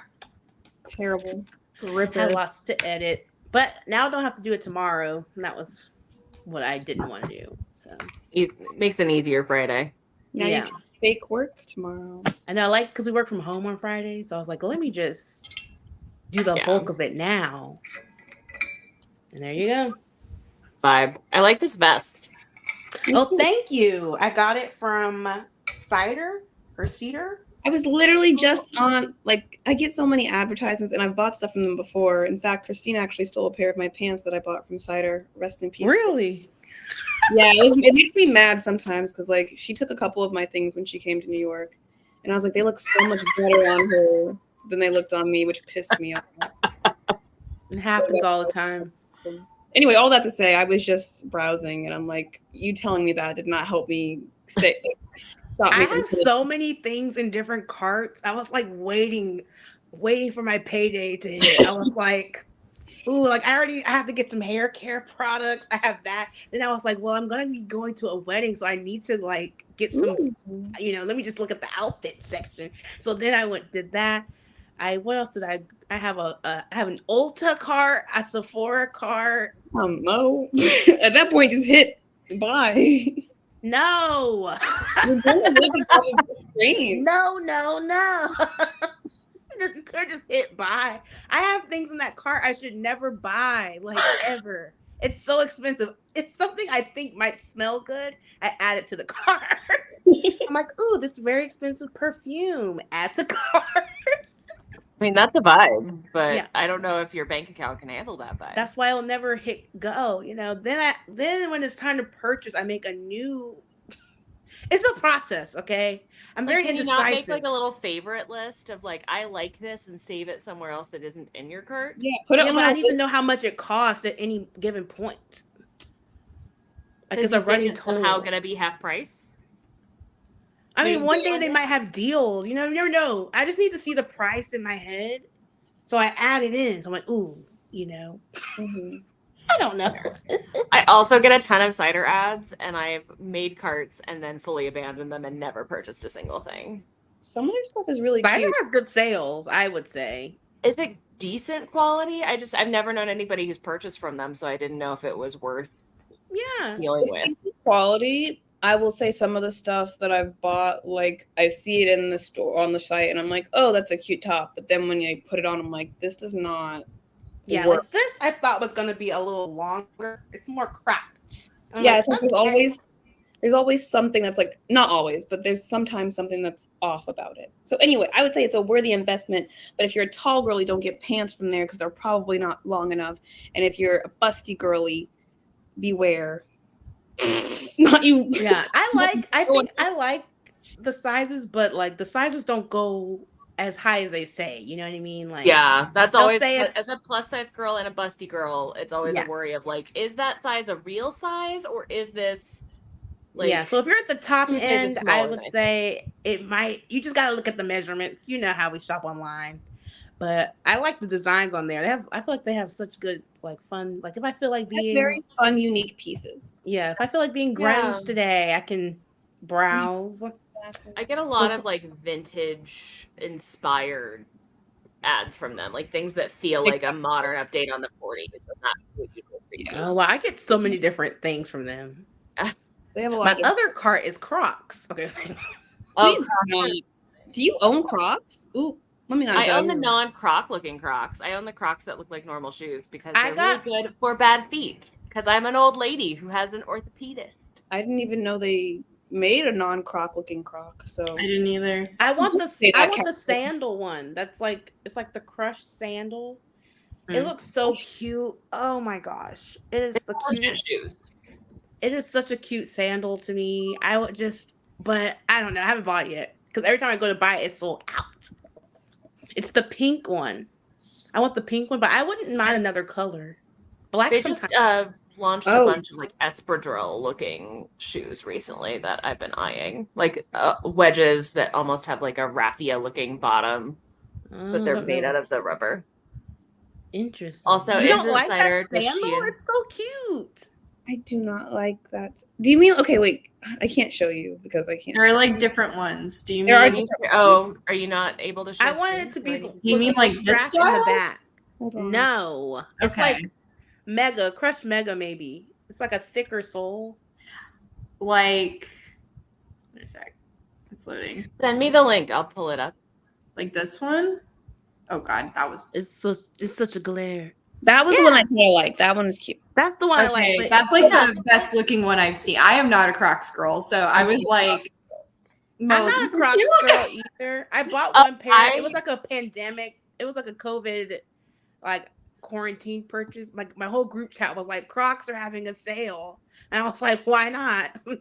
Sure, I'm never going outside again. So, So like, why buy Crocs in shoes? the house. Why buy Why not be shoes? comfy?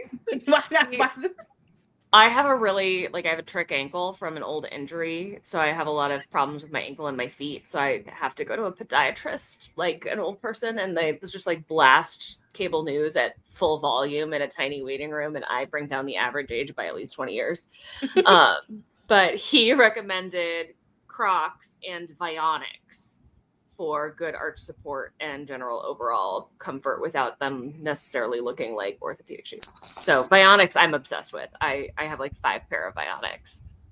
I too have gone to the podiatrist, and he recommended a Reebok shoe that looked kind of cute, but I never bought it because it wasn't that cute. I do Saucony's for my like athletic shoes because I walk on the outsides of my feet, and that's apparently very weird. So there's not a lot of shoes that deal with that. Most people walk on the end, like if they pronate, not supinate. No, I think I do that. Yeah, you're a rare one. You're among a 15%. Well, I like Hoka's, but they're kind of pricey. Anyway, Unrelated to all of that, but you brought up humanity and cable. Well, you brought up cable, so let me tie into that. But there's a character in this book who's like, which I finished, by the way. Yay! Y'all, this is a Also, moment. Catherine was celebrating. Mo's finishing her book, Oh, but we yeah. can use it to celebrate both of the books finished. Yeah. Did something tonight. And mine was 502 pages, so not We 600. really crushed. It's up. I'm gonna stick up for you next week at classic literature. Thank Okay? you. Proof. The proof. Yeah, I was here. You needed. But anyway, there's a character in this book who's basically like, I'm trying to save humanity because if I don't, I won't get to watch my TV shows anymore. Because like cable will stop broadcasting, and I'm like, I feel that. no. That's No. Legitimate. energy. But no, cable is dying anyway, regardless of us as a status as humanity. true. So But I have news content for her. isn't. That's true. She can always just switch to Netflix or they're doing whatever. It's about context. Content is forever as long as humanity exists. I need So, Netflix. yeah, I need there's demands no of Netflix. Where's season 2 of? Of what? I didn't say. I said season 2 of Weak Hero Class. don't Season 3 of Alice in Borderland. Oh, you're really like you have a list. Yeah, she was Bring ready. back the OA. And also I'm stop ready with this for- weird Wi-Fi thing where you have to all share a household. Oh yeah, Oh don't my even get me gosh. started on that. My dollar bill counts in every state in this country, and in a lot of countries outside of this country. So Period. And also we Yes. travel. Like what if I share an account with somebody in my household, but then I travel and we're both watching in 2 different states? Am I gonna get Well, busted? they give they you send that. you like a code in your email. Yeah, you have like a That's temporary amount of time bull you can crap. do it. It's stupid. But I've been using it because my family lives in North Carolina and I'm obviously not in North Carolina. So I'm like, okay, I guess I temporarily have access because they don't like limit the amount of times you can do that. At least to my knowledge, they haven't so far. Interesting. That's good to know. Because like I could definitely use my parents then. Yeah, just. I keep wish sending my mom was not playing with me. She was like, "You're off the account." Oh my God. For a long time, I like never paid for any of my streaming services. Like my parents had Netflix. I had like my college roommate's Hulu, and then I had like my boyfriend's like Paramount and my cousin's Disney. I like didn't do any. And then I swear I moved out, and when that would have been convenient, like My cousin ended up changing it so that it was like just he and his kids. Obviously I couldn't do Netflix anymore. My roommate, like, they canceled their Hulu, and I was like, Damn. okay, shit, now I have to like pay for all of these myself and a mortgage. Yeah. Wonderful. Yeah. I'm very much in the former boat. I don't pay for a single streaming service. It's just all nice. I used to be like that. I used to be that way. I use my boyfriend's Hulu now, and then I have to do my own for everything else. Yeah. I I split pay for a the few with my majority of the parents. streaming services in this My house. parents pay for Amazon, and I pay for Hulu and Disney. there you go. There you And go. then occasionally, like, because Apple TV is really hard to share in general. Oh, yeah. Remember- But they like save up the shows that they want to watch on Apple TV until I come over, and they're like, "We want to watch this," and then force me to watch it with them. Wow, that's funny. At least it's symbiotic that you each have your respective things that you have to pay for. Yeah, Now, I've never paid for my own cell phone. I will say that. I love that for you. that's nice. I also don't pay for my cell phone. I Yeah, mean, it would. Pay my phone bill. Oh, my mom paid for it, and now my boss pays for it, which is really Same. like, I don't know why, I'm because not I never Same. have to do work stuff through my personal cell. Like, we have office phones, but like, she pays for my cell phone. I'm like, I ain't gonna I was complain. not gonna say no. I Yeah. was like, Mom, also can do that through my job. I need to get that set up.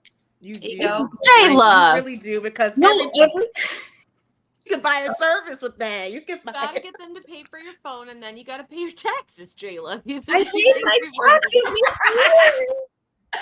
Oh my No, God. Jayla, why are we living similar lives? Because Jayla, I bring back Catherine. Yeah, this No, year. because I also may or may not have forgotten. Let's not put it on the internet. Please. None Yeah. of this should be perceived by any federal agents who might be listening in on any of our cell phones. Thank you. Don't watch this. We pay our bills. We pay our bills. I pay income taxes, so therefore there should be no problems. I mean, I don't pay them. They take the money They from take it me. out. Take the money out. Take the money regardless. But then you get to play the guessing game on if you get any money back or not. This is the first Let's time. not talk about this. I don't want to be flipped. Well, and I was self-employed through the pandemic because I was running that consulting business, and so at that point I was like, I can't play this guessing game. Nobody's taking money out of my paychecks because I'm at 1099. I don't know how to do this, and I gave up and hired an accountant. I was like, please just help me not get audited, I was please. gonna say that's what a CPA is Or for. you just don't. Never mind. Don't do that. Don't do that. Please don't do that. Wesley Snipes. Do not take tax advice from Jayla. Thank you. Like, Or we had year a after client year. who screwed himself like a few months. Actually, no, it was a few years ago, but he got hit a few months ago, and he owed the IRS like $250,000. Who did? One of our clients. Like, I work in the financial sector, Oh, so I yeah. thought it was a friend. Okay. No. I don't know I anybody. was who like, makes my that God, much money. I don't even think I've touched that amount of money. Okay. Yeah. Working in the finance industry, it really like changes your perception on money. It's so weird because like there's like some points where it's like some people like idea of a lot of money is not a lot of money, and then like at the same time a little amount of money is like always like more money than you expect. It's weird. Oh my God. Also, Cell Catherine. phone bills are expensive. That's true. Yeah. Catherine's comment though, that's like would be my worst nightmare because New York has terrible tax situations because they have so many like specified rules for New York alone. Oh, like I would die. And I feel like California has to too. Like Yeah. that's again where I would just like The changing. here's with $300. Please figure this out for me. it. Mhm. I'd be clicking buttons. No, literally, just let TurboTax do everything. Yeah, like tell me what to do. I mean, until I hired the accountant, to be fair, my dad did my taxes until the accountant. did And you then he was stop? like, this is, well, because we looked at it as from a 1099 perspective and there was just too many variables. He's like, I don't feel confident that I'm not going to get you audited. Please hire somebody. I was like, fair. cool. That's fair. Appreciate that, Dad. He was That's actually fair. really disappointed about it. Like I could tell he was a little heartbroken about not being able to do this thing for me anymore. Was that It was real cute. Cute. Oh. Fuck you. Why do they care? My mom would always joke that New York just wants to be special. And that's why they have all these like weird specific rules. That is correct. Yeah, definitely. Yeah. The first time I moved to California, I had to pay because it was just a mess. I was like, Mom. I was crying, I sobbing. didn't know you moved multiple times. I just moved once. Oh, you said the first time you moved to California. As though there the was first another time I did a time. big move like that, I meant. And the first Oh. time I paid taxes after I moved. I didn't add any context or actual words. Yeah. Yeah, That's no, really. what I meant. It definitely you know- made it seem like there was this secret subplot in your life where you made an attempt at California and it didn't work out, and then you had to come back again. Yeah. No, I've only moved to California once. I was waiting for the story. It was more than enough. Yeah, it was plenty of time. Yeah, I was waiting for the redemption arc. This is your California redemption Yeah. arc. No, drove across the country and stayed. Nice. So Elizabeth, how did your reading go? I got to the part with the maps that I showed you earlier about the What wind. book is this? I'm reading Andromeda Strain by Michael Crichton. This light is terrible. There we go. It's so shiny. It's so shiny. It's a very shiny mass market paperback from Hellstrom, my buddy Hellstrom. But yeah, it's good. They're just getting the gang together. All the scientists are coming together to figure out what on earth was on this satellite that caused 50 people to drop dead immediately. Are there In a any small town. survivors? Like, Yes. okay, I'm like, there can't And we be a have problem. seen one of them already. Yes. Interesting. Who's They're gonna actually get an studied. alien. Survivors of the virus. Yeah. Or just like Of whatever has killed them all. So basically, a satellite crashed down outside of a rural town in Arizona, and the government was trying to go track it down to get it, but they stumbled upon this little small town where the entire population of the town is just splayed out all across the town. They just dropped dead wherever they were standing, and they're trying to figure out why. Is it contagious? Do they have to isolate? All of these things. So that's what they're going to start doing. But when they were first doing reconnaissance, they did find one very old man who was still stumbling around all the corpses, and they don't know why, and they haven't found him yet. To Oh, they figure him out. That's Well, like they saw him and basically a camera flyby, like a plane flyby, but they weren't boots on the ground. But I just hit the point where some of the scientists are all like bundled up in their Michelin Man hazmat suits, and they're boots on the ground now. Okay, that's fun. How about you, Nat? How's your reading going? It's good. I'm liking this. I actually got like 45 pages in and I'm already like, oh, let's go. They don't really like each other at this point. And for some reason that makes me more invested to be like, when are you gonna like each other? And also, oh my God, their team is doing so bad. And it like physically pains me a little bit. Like baseball is like the one sport that I ever played. So it tells you at the front, like what's their current record. And so they're currently 0-11. And I'm just like, oh my God. But it's cute so far. Apparently they knew each other in college. So that's some like fun background there too. So are they a pro team, like a AAA, like? No, they are minor leagues. Like what level of minor? Oh, I do think they're AAA now that you say that. I'm pretty sure I read that he said they were AAA.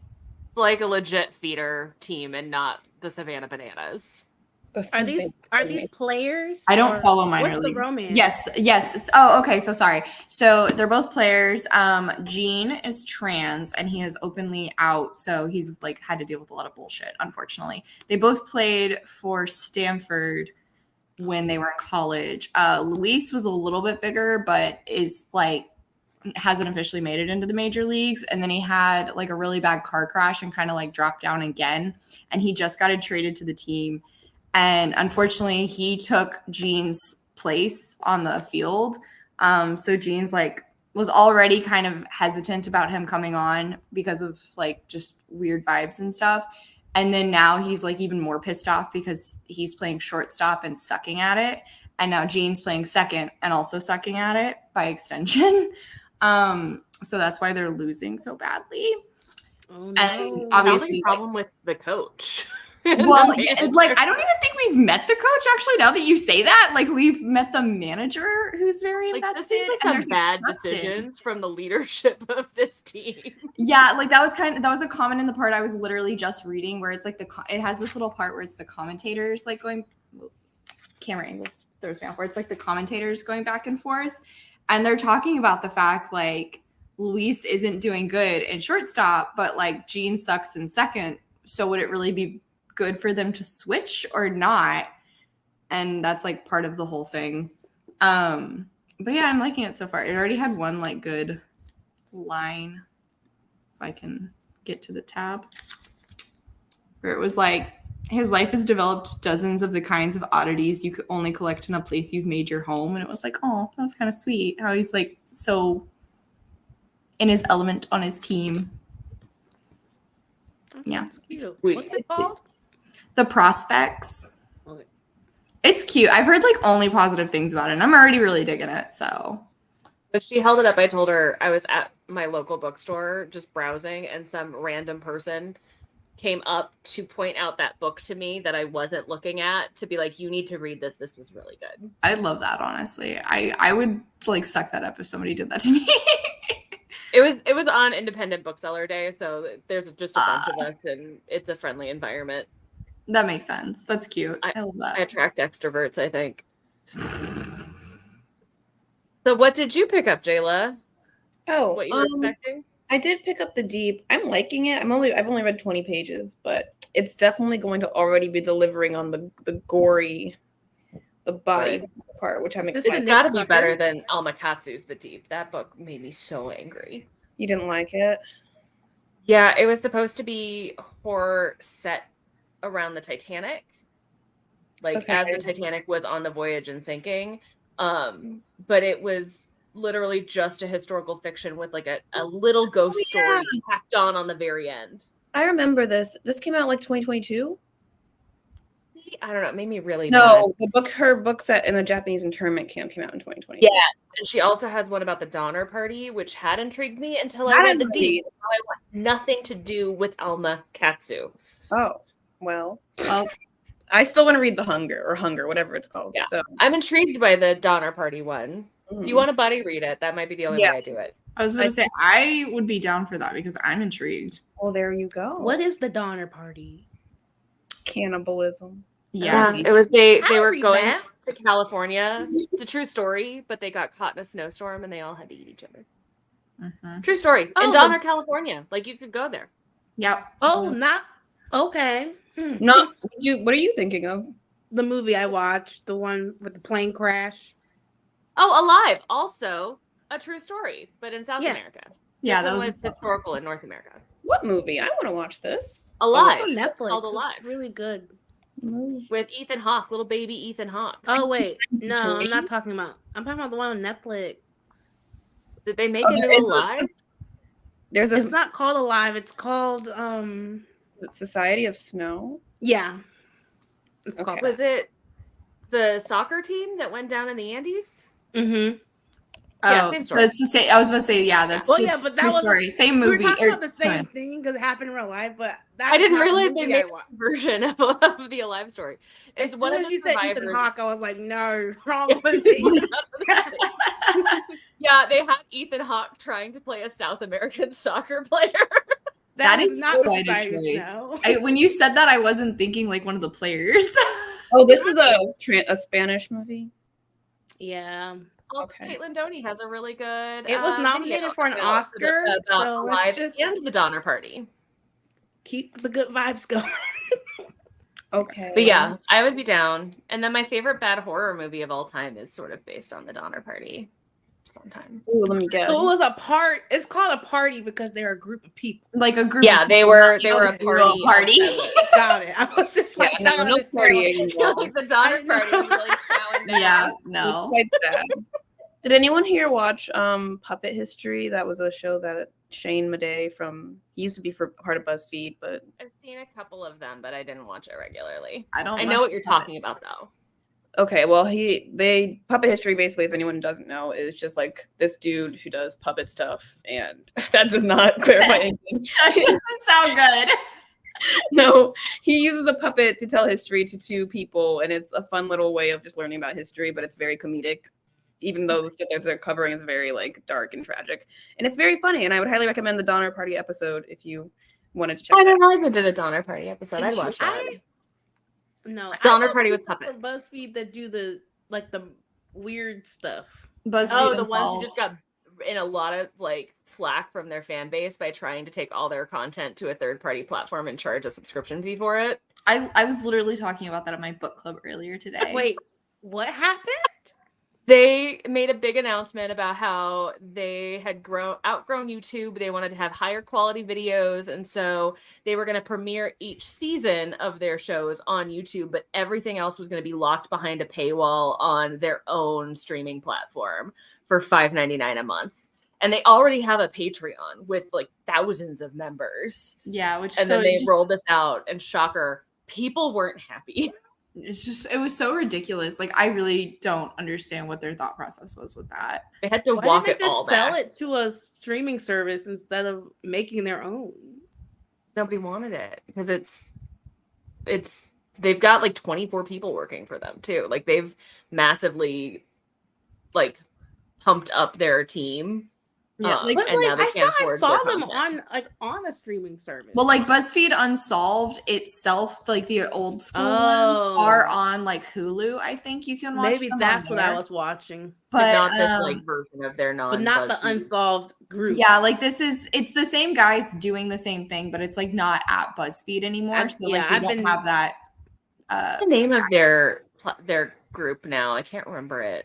Is it not unsolved? I've been calling No. them unsolved this whole time, but I didn't know their names. I know it's like like Ryan and Shane, I think. Yeah. I always think of them as the "What's up, demons? It's your boy." Like that's what I think of. BuzzFeed, what a time. Honestly.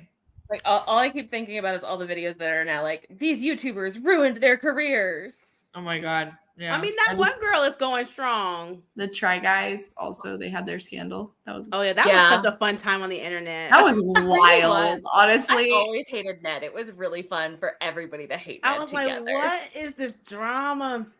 That one was so funny. But I just don't know anyone's names anymore. That's really the problem. But they actually ended up benefiting. The Try Guys got a ton more attention and kind of revitalized their channel right after that. Yeah. Yeah. What is the name of this group? Mhm.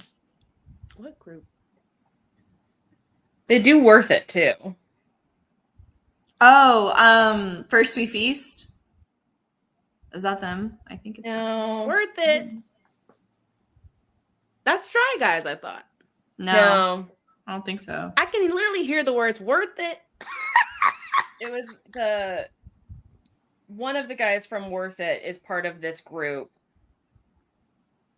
And all I'm finding is the BuzzFeed videos. What are these people's names? Now I can also only think of I'm not a sprinkles guy. You look like a sprinkles guy from the Try Guys video that turned into a TikTok sound. Oh, I never heard of that one. Oh yeah. You look like a sprinkles guy. You said it's one of the same guys from Worth It? Yeah, the Asian guy. Huh? Uh, I'm blanking. I'm not even seeing anyone's face, so I can't even. you said it's a different Oh, TV show? Watcher. Or a different thing? Watcher! Oh. Catherine. I went to the chat because I knew the chat one. No, Catherine got that one. Thank you, Wow. Catherine. She We're got not gonna that. beat you. Watcher? What is that? They tried to make the Watcher streaming service so that you could watch their ghost hunting videos. Oh, the unsolved people. Yeah, the Yeah. unsolved people Ryan with the and one guy them. from Oh. Worth It. Interesting. I thought we were talking about a different group of BuzzFeed employees that became They- YouTubers. There are so many. I exposed. didn't There's even so realize- many. I can't even see this man's face. All I think of is the guy from Unsolved. Okay. Didn't like Watson. Quinta Brunson start at BuzzFeed too? Yeah, Yeah, she did. Quinta did. The girl, oh my god, I'm blanking on her name. She does something for a day or like tries something for a weekend. Oh, Sophia yeah, she is Yeah, not Nygaard. Nygaard? No. Yeah. her, but then the other girl. She's I don't know what her ethnicity is, but she's brown. Oh, you were trying to think of her ethnicity. I was like, does she have a like prosthetic? Does she have a really cool watch? Y'all, this is my first time talking about things that aren't work related today. Okay, I'm trying to utilize We're here for you. We're here for these. I love you. My words are coming out. That was so good. It's not She's Sophia, but brown. Like the way you said it was just glorious. Oh, that was beautiful. I'm blanking. Beautiful. What's her name? Does anyone follow her? No idea. I knew Sophia and I was proud of myself, so I don't know who you're talking about now.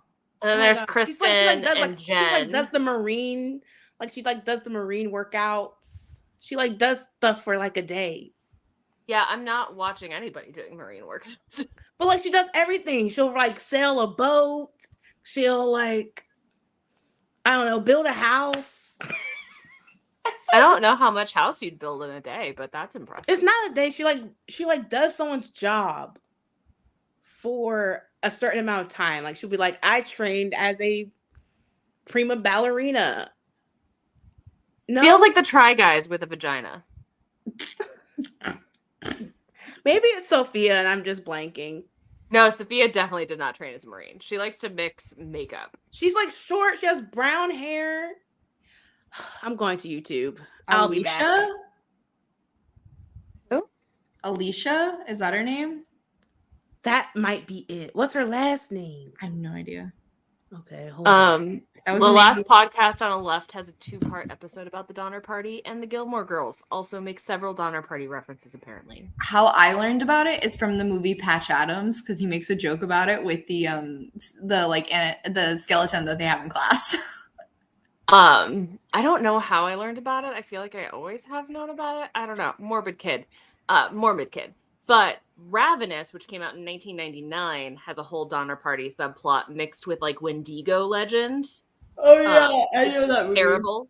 And the whole soundtrack is MIDI files, and it makes me so happy. Also, Emily, I hate Emily St. John Mandel, whatever her name is. I think that she is highly overhyped Michelle and overrated. Khare. And I've never heard that name before. I haven't either. Michelle. Okay. I might recognize her face though. Please send a You video will. example, and I will do my homework. I do in fact recognize her face. You are correct. Thank you. Del Kari? I was yeah, Michelle Khare. I was I'm blanking on any.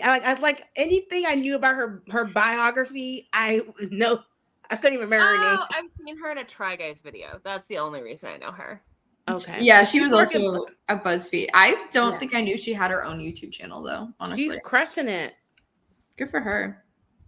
So those are my two. You thought you were talking successful. about Chantel, which I liked Chantel from that girlish, whatever they called that, because that was yeah, I Sophia liked started that one, too. there. Jen, Oh, she was Kristen, funny. I think I know you're Chantel. talking about. She was blonde. No, Oops. Chantel was definitely brunette. They had a blonde in that group, Never mind. but Chantel was Hispanic, ladylike. Ladylike, yeah, I liked Ladylike. Yeah, she was in Ladylike. I watched Ladylike. I don't recognize her. Michelle at all. was there. She was at the beginning. She was up there with Sophia. I love this. This is I'm gonna pulling call back. it my old timers brain. I don't remember her. I swear she worked at BuzzFeed. If she didn't, I'm gonna be so Probably shocked. did if she's popping up in Try Guys videos. I feel like No, that's she did. When I 90% of googled her, business. it said BuzzFeed. Oh my god, I'm sleepy. Michelle wasn't. Catherine says that she wasn't part of Ladylike. I like that. I almost said Well, Michelle. what I team like was that she Catherine in? is pulling this all out. Catherine's like, you Well, guys I are don't know all who's- fake whatever YouTube friend group fans. Michelle Yeah, was in, clearly. that was the group I watched. Whatever. Was part of that generation Okay. of BuzzFeed, but wasn't part of Ladylike. So she was Honestly, around at the same time. What a time when BuzzFeed Yeah. was still in its peak. I loved it. I used to want to work there so bad. Same. But aren't you glad you didn't get laid off from there?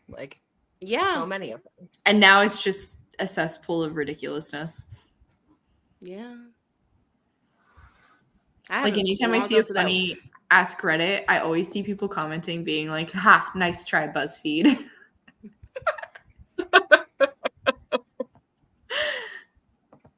They really kind of brought about their own demise Mm-hmm. by running off key talent and then also not changing when they needed to. That's true. Or paying them. Yeah. Oh, The only thing I see from them anymore is when they bring celebrities in for the puppy interviews. It's Yeah, literally- that's when I tune in for the don't they do K-pop. thirst tweets still? I think they do. I just don't see it as much as I see the puppy interviews. Because I used to love those thirst tweet ones. They were so They funny. do. I think they do, but I think everyone does their own version. So I don't know if I'm ever watching BuzzFeeds. That's or fair. like the Tonight Show or something, you know. Yeah, that's totally fair. I used to love watching the ones with the actors where like you just wouldn't expect them to like get that person to do it. Or when they would have like the most unexpected reaction. Like Russell Crowe awkwardly eating one of the tweets because he was so uncomfortable is like will forever be in my mind because I thought it was so funny. I was like, that's a way to handle it. Strange human. I remember after he got divorced, he had what he called the alimony auction, where he auctioned off all of the like key props from all of his movies, like stuff from Gladiator and Cinderella Man, and it was literally the auction book was called the alimony auction. That's amazing, honestly. That's He crazy. took him for everything. That's awesome. You guys have one more in you? Yes or no? I do not. I need to hop off and go to bed. I'm liking my book, and maybe I don't know if I can go through the whole thing. But before that, does anyone have any advice for when you lock yourself out of your apartment and your roommate is dead asleep and can't come to the door? Mm, No one's ever been in that situation? like outside in the hall. Yeah. My friend called me because she's locked out and she has a 6:30 in the morning flight and she has nothing. And her roommate's not going to wake up at 6:30 in the morning and she's not waking up to her many phone calls. And I just feel like I don't know how to help. So, Get in here. Call the landlord and open Yeah. the door. Landlord or locksmith. At this hour, I just don't. Well, I mean, those are her only options. I gave her I said I found some 24/7 She locks. can't just beat on the door like really loudly. She's been doing that. It's Get been an 20 air Climb on the horn. fire escape. Like something that makes a really loud noise and do it right outside the door. I don't think that would work because the way their apartment is set up, her room is like the furthest room from the front door. She should be on the wall.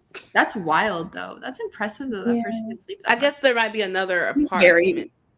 Yeah, there's. I mean, I think it's a there's little also just, scary. Like, can she call a wellness check for the cops? Like, not only can I not get into my apartment and check on her, but she's not responding at all to all of these stimuli, and I'm worried about her. Can you help me get in? That's true. That is a thing that could happen. I mean, That would. I guess by like 2 a.m. if no one. Oh, what time is it there? It's Yikes. midnight right now. Oh, yikes. Yeah, then I'd probably say locksmith. Or like Locksmith or the landlord. landlord. Well, They yeah. don't have, I like, asked- is it a nice building? Do they have like a resident manager downstairs? No, it's not. It's not a nice building, but they don't have any sort of doorman or anything. No desk place to go to. Anyway, Yeah, not to I make think this a thing, locksmith but- probably be quicker, but maybe just ask the landlord. No, I already told her just hire a locksmith, even though they do be breaking locks, because that's what happened to me when I got locked out of my apartment. And I explicitly told him, yeah, just don't break the lock, please. And he pretended not to understand me, because I know he understood me, but he was speaking in a very thick Russian accent. Anyway, all that to say, he broke the lock deliberately after I said don't break it. We should. I mean, that's also an option that she could just break the lock herself. True. Wait, really? I mean, if she can I mean, figure out depending how. on how many locks and what kind of locks, like I've definitely broken into my boss. At one point, locked herself out of her office. The keys were in the office, and she had to get to a meeting. So we grabbed a giant rock and just broke the door handle off. They got in. Wow, That's impressive. I mean, I'm unhinged. I love that. I thought you were So saying how you did broke you- into your. Well, you did. But But how I did. you I open broke the the- door? Did you have a screwdriver, or Hmm? opened after that? Yeah, it broke out the whole mechanism because Damn. we didn't have access to a screwdriver at the time. We were looking everywhere in everybody's car. There wasn't a toolbox in the office, so that was not an option to pop it that way. Because I was going to try to pop the door not off entirely. We couldn't. The hinges were on the other side of the door, so I couldn't pop the hinges. Just we Hulk smashed the doorknob.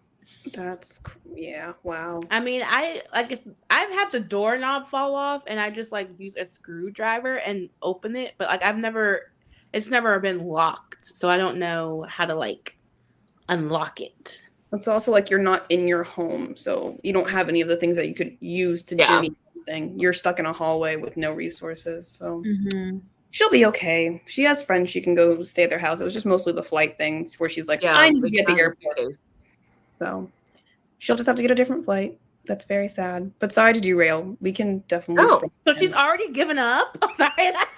I mean, I'm just gonna book another flight. She was knocking on the door for 20 minutes. She's been calling her roommate. Her roommate is already like, if you call her name at dinner, sitting right across from her, she won't hear you. So let alone when she's fast asleep and the door is not close to her room at all, she's not gonna wake up. So could she get up a fire escape and get to the window? I forgot to ask if they had a fire escape. I don't think they have one. That's a good thought, though. Because now New York has on the other side of the apartment.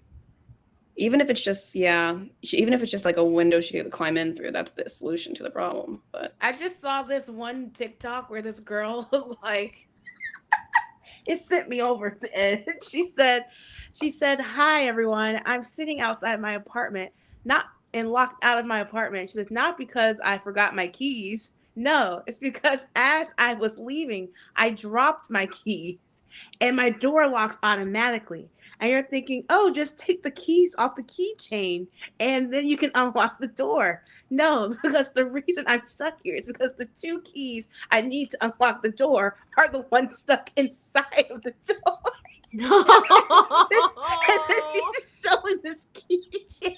I was like in tears. Oh, that's so sad. Here in my hallway, because this is the only place I have connection to my home Wi-Fi, waiting for my landlord with my.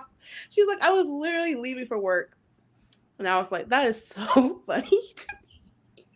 That's sad. She was not laughing, but I thought it was the funniest thing. The fact that it's the 2 keys that she needed. Oh, that is truly miserable. I forgot about Pero like. I've never heard of this. I haven't either. Oh no, that's that Latinx channel. Yeah, it was the Latinx like spinoff of BuzzFeed with Curly. The only person's name I remember was Curly. I used to love the BuzzFeed people so much. I was trying to figure out Michelle Carre, or her name is. And that was the whole reason we went down the cast list. Like I said, there's also Kelsey from BuzzFeed who would pop up in some videos, and her post BuzzFeed life I think is deeply interesting and amusing because she went from being like BuzzFeed personality to Sims game streamer. That's always the best route, I think. You can't go wrong. How did we get here? What happened? Can't go wrong with playing Sims on Twitch all day. You know, it is an interesting choice. She seems to be doing well with it, but it was unexpected. It was unexpected. Okay, what are we thinking? It's late, so you thinking a short one, or how do you want to do it? Mo hasn't gotten to sprint yet, so I'm gonna leave it up to Mo, and Nat's gonna leave us. I am. So everybody say goodbye to Nat. I say a short one. Oh, bye, Nat. Sorry. Have a good night. Night. Thanks for coming. I say a short one because I am tired as well.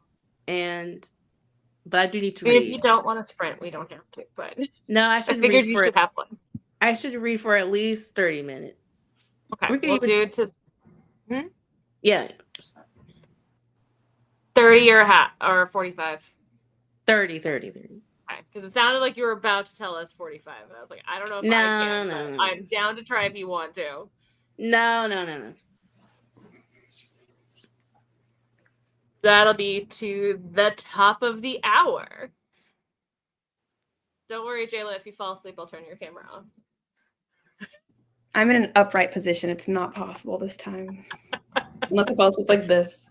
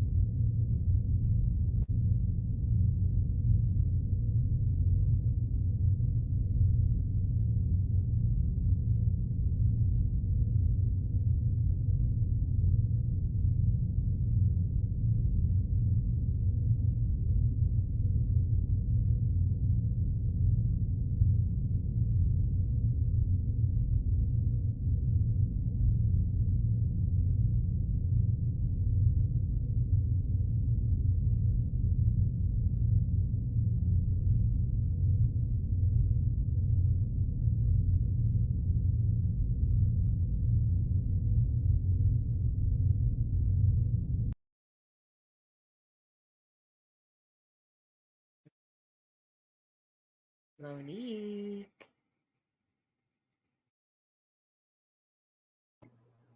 Hello. Hello. Also, Angie says, hi, Monique. Hi, Monique. Hi. Hi, Monique. Oh, hi. I've had that happen to me before where it glitches when I'm sending it and it just like sends it multiple times. Yeah. I'm very into my book. Ooh, that's exciting. Yeah. Nick Cutter's cutting it for you. He always does. Haha, was that a pun? Nice. Yeah. He always does. Although I read his latest book, The Handyman Method, and I was not as big a fan of that. But it was not. Maybe it's because it was not. The only other two I've read were. Yes, because it wasn't sci-fi. And the only other book I've read by him was The Troop, which I count as like a sci-fi horror. So The Handyman Method is just like. I've not read any of his stuff. I like. Troop He's is a good good. horror writer. Yeah. But Well, after you finish this one, you'll have to tell me if I should start with that or The Troop. Because The Deep's been on my list. Okay, yeah, I'll figure out which one I like more. What's But The so Deep far, so about good. again? Basically, there's this I don't know if virus is the right word, but like basically a sickness is taking over humanity where people just start forgetting everything until they eventually forget how to breathe and then they die. And so this main character is a veterinarian, which for some reason his brother, who's a genius, has requested his presence in this deep sea station that might hold the cure to the sickness. Not really sure how the veterinarian's going to do anything in this scenario, but That is going to have something to do with an animal. I'm like thinking it's a sea monster, but I'm like, he's not even a marine biologist. He's just a veterinarian. So why? Well, but he doesn't have a brother who's a marine biologist, so he did Exactly. So I guess desperate times. Maybe all the marine biologists forgot how to be marine biologists by now, you know? I mean, one of the characters in this that we're getting into right now, we've got all of these epidemiologists and experts trying to figure out an infectious disease, but we've got like one random surgeon who's showing up. You're like, why? Why are you here? I'm sure it's going to come into play, but like, why? And he's also very confused as to why. Well, there you go. That's the main character. Helpful skill to have. It's definitely like a like group cast situation, but I think he's gonna have a big play. Like there's 5 scientists that we're following, but we did find that survivor I talked about, and hilariously his name is Peter Jackson. I see what they did there. But this was written Peter in Jackson 1969, yeah. so I don't know that they did anything. They just knew he was destined for. They knew all Peter Jacksons were destined for greatness. Yeah, the plot definitely thickens though. There's some interesting things happening. I'm very excited. What page are you on? It's been long enough since I've watched the movie that I don't remember everything. Well, there you go. 92. Okay, you're trucking along. But it's only 283 pages, so. Oh, cool. Did your reading? How's your book, Mom? Me? Yes. I did read. It's okay. Did you read? Yeah, I did. I got to page 13. I'm like confused because like he's not really. It's not a lot of world building. You see how short it is, so you're kind of just thrusted into this really futuristic, like Los Angeles, where they have like Martian colonies and things. But like we live in Los Angeles, they have these cars that are like electric sheep, because he was in Los Angeles and talking about the like Mars colonies. And so this talk show host, he's like, I think he has lots of flings, but he has this one lady that wants to be his wife and all this stuff. And so they're talking about, he's like, oh, do you want to go to Zurich for our Zurich house? And I'm like, oh, and they're like literally flying to Switzerland right now. Like it takes them 5 minutes to travel from Switzerland. And so I'm just trying to figure out what everything means. They're describing like they're not, they call like normal people. I guess like us, we would be ordinaries, but they're 6s. But I don't know what 6s mean. Like I don't know. Oh, interesting. I don't know what makes them. Yeah, and he's like talking about like how their emotions are different, and I'm just like, okay, I don't think I have the cognitive function to take in this world. What's androids? Are they like secret androids, cyborgs? That would be very electric sheep. Yeah, it would I mean, I would be that's kind for of you to find upset if out. it turned out to be that way because that means we'll see. Is it in the I same assume there are universe or people is like it they're completely aging. independent? Is it in the Hmm? same universe as Blade Runner or is it something completely separate and independent? I think it's independent, but like I'm only on page 12, so I don't even know if they connect. But from what I think, they're different worlds. But What prompt are you reading this for again? the government one, like a political theme. Don't you also have one that's read a book written before 2010? Yeah. Awesome count for that. I hope I'm reading the right book right now. I'll double check my TBR. I was like, I feel like I put this as my 2010 prompt. So now I'm like, Put it in the Discord, right? huh? You put your TBR in the Discord, right? Yeah, I'll look. I have it on my phone. I just have to look. She's gone. Disappeared. Well, because I think she's on. No, I know phone because she now. changed tabs. I'm hip. Hip to the vibes. Mm-hmm. I'm not. You are reading the incorrect book, Mo. Monique. I am? You were supposed to read Oh Only my Human. gosh, I am. Okay. I mean, it's okay. Classic. You can keep reading this one. You're just gonna have to backtrack to submit. No, I'm on page 12. I can. Oh my god, I'm supposed to be reading Only Human. I forgot. That is going to be a great read. Well, I'm going to put this back on my shelf and I'll be reading this next week. I've never seen a publisher so confident that you'll know the title or whatever of the book that they only put PKD instead of the person's full name. That's wild. Oh, yeah. He's a classic. They're just like, we know that you're going to know this is Philip. We don't need to. I mean, he's there on the front, though. Oh, okay. Yeah. But like, I like the cover of this. I was like, this looks interesting. But there's other covers. When I put on my TBR, that was like purely like 80s. Yeah, like, and that's the Sci-Fi Classics collection. I just got a title from that line. Hold on. It looks like a cool cover. I was like, am I gonna be a collector? Yeah, there's a whole like collection of these that are. Hold on, let me get the like bright light away. That they're all same spines for a lot of the like classic titles. Ooh. Oh, that's really cool. This one's The Fountains of Paradise, but I think there's over 100 titles in this lineup. It's like Penguin Classics, but for sci-fi. Yeah, I didn't know they were doing that. That's cool. Nice. Well, good. And I've got another one from this collection over there, but this is my most recent one. Cool. She And is. he's I'm Sorry. glad you said something. I would have read this whole book and been mad. I was like, You still have to read it anyway. Picked for your ancient Yeah, but then I artifact. would have been like, how am I gonna read? I'm just reading it in order. I just like, what am I gonna do for my 2010 prompt? So, Well, you can still read it, but then just not log the points until.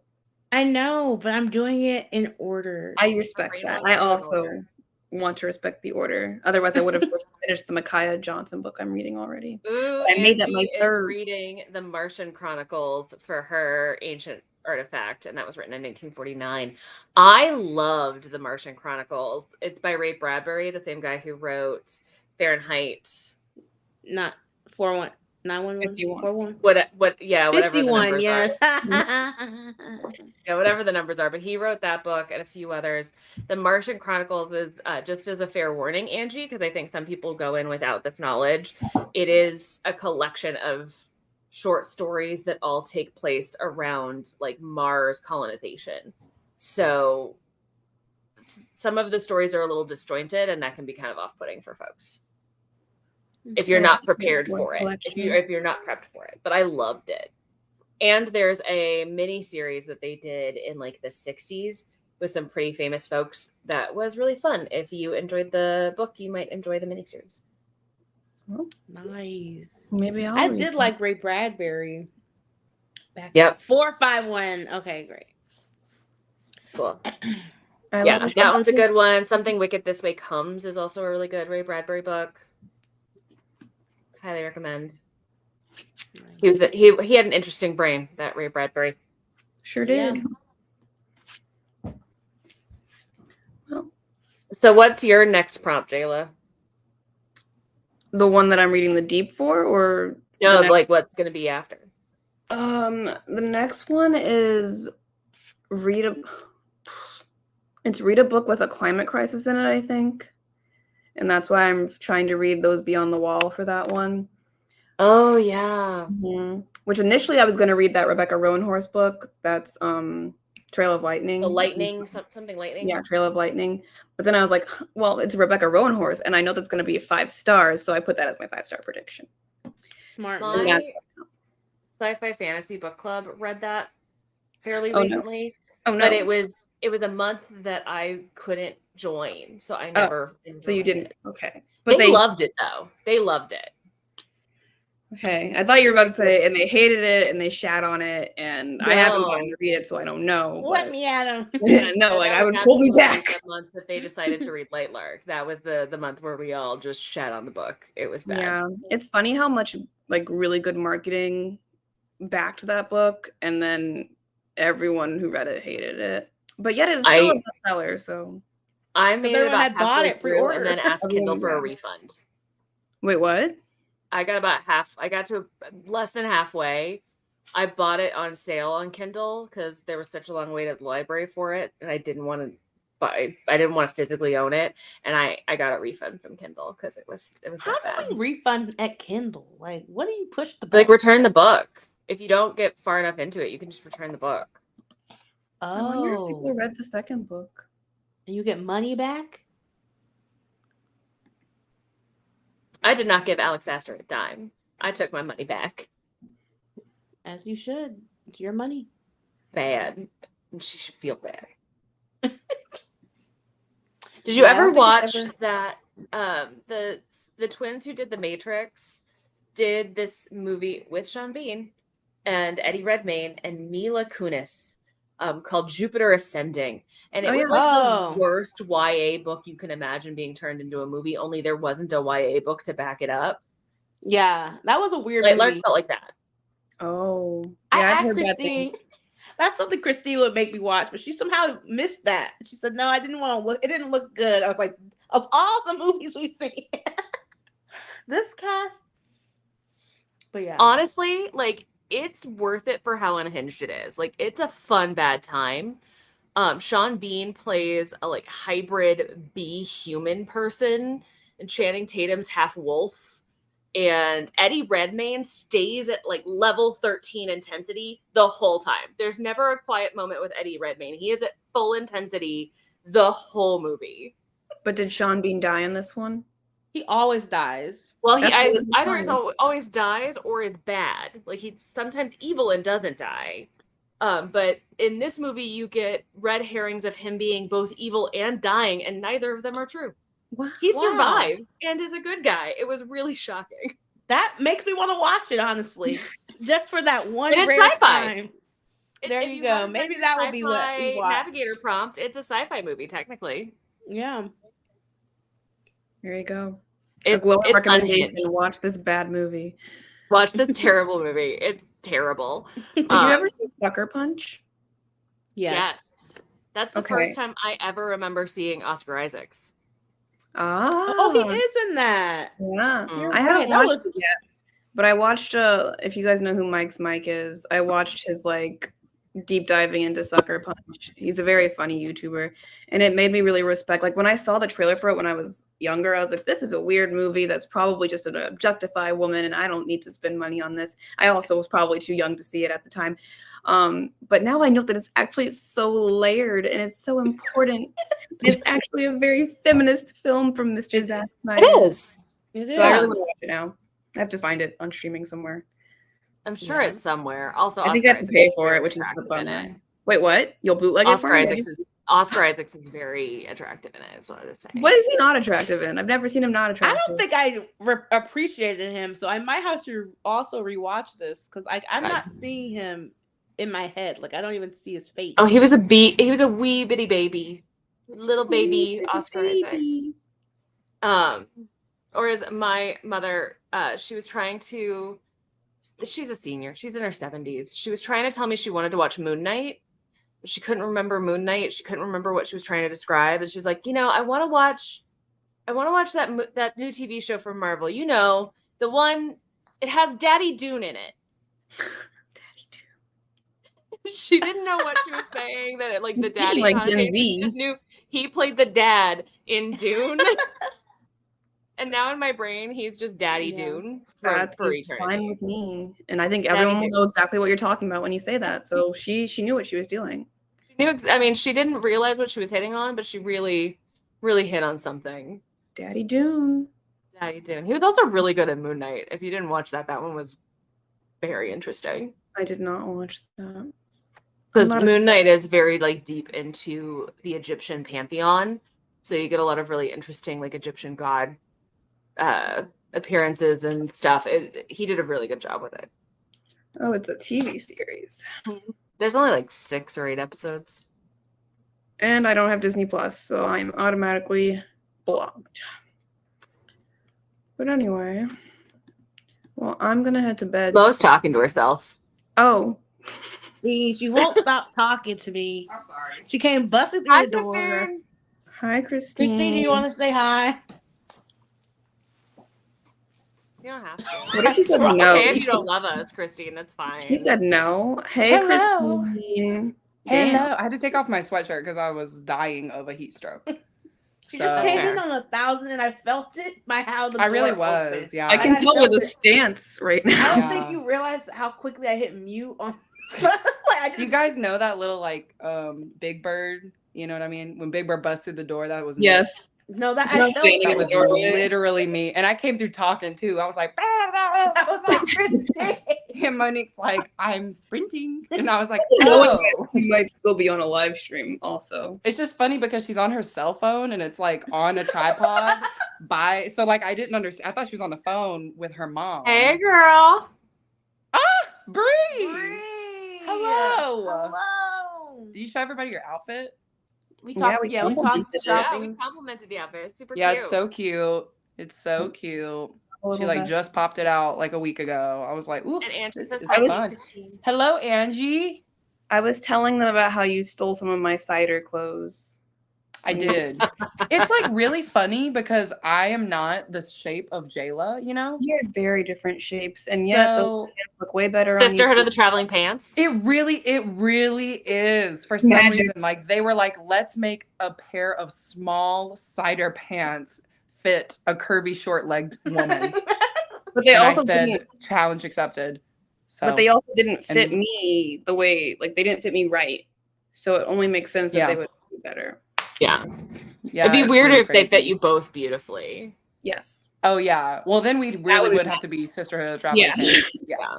We'd have to pass them along. You know. Yeah, I gotta say, Brie, Jayla's got this whole well-off woman Oh, lounging yes. about in her satin robe vibe going on. Oh just my really, god. And Spa day happening. Boy, I just need my wine glass, and then I'm complete. bless you. Or some of those I'm heels feeling that it. have the pom-pom on them. Cheers. Fluffy. Wait, what? Pom Me the heels with the Oh, fluffy heels. pom-pom on them. Yes. My goodness. I don't Oh. have those, but I do have fluffy slippers of the same color. Def Rich Yes. Auntie. Rich auntie. Jayla's I- The giving color her of the auntie. pink, I think. I That got makes it feel rich. Oh, You and know, it's what's lacy happening? on the end. Hi, I'm just. Oh. The pillow hurts. Shout out to the bride who got this for all her bridesmaids. Yeah. There you go. Very Ergo. nice. So not rich auntie, but she's rich. So associated with She's the rich auntie. Mm-hmm. Yeah. Mm-hmm. Unfortunately, that was our last sprint. So Well, it's actually not unfortunate because Monique's phone is on 7%. So she's really just risking. she was it about all. to go anyway. She was She's gonna about to lay pull it on Amanda. y'all. She was She was like, she was "Well, literally gonna be my like, I'm not phone even is gonna. on 7%. She probably wouldn't even have said anything. She just That's what would've I'm let it saying. die. She probably would have just let it die. Oh, she would have pulled Amanda. It would have just been gone. Yeah. And then she'd have to Mhm. scramble back in. The 7% went last because my phone was on 4% before we went on sprints. That's the beauty of being in a partnership. The other person can just expose what's gonna happen. Right. I hope you enjoy it. There's some really unhinged talk about death in the middle of Yes. this, Brie. I'm gonna apologize now. No, it's funny. Don't apologize. Or it's depressing. I don't know. Or it depends on if you enjoy a little bit of dark humor. But we Yeah. went a little unhinged at one point. Sure me.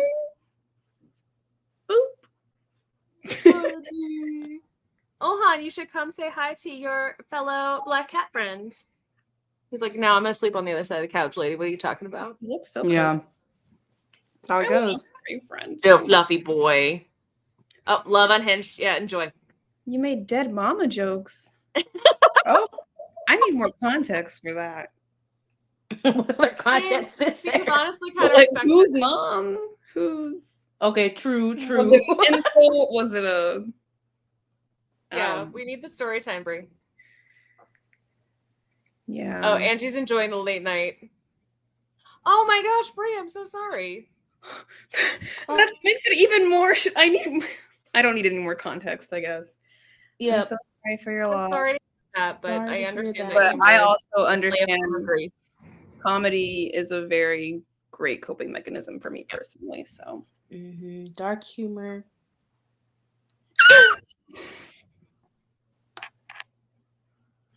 oh my God, am I going Bree. to hell for laughing at that? It took a forever. Oh Lord. Oh my Lord. I'm holding it into my gut. I thought it was funny when I said it. My mama would have thought it was funny too, and that is then a fitting tribute to her. Yeah, there you go. My mom would laugh if I made that joke about her. Yeah, my mom would be like, Christy.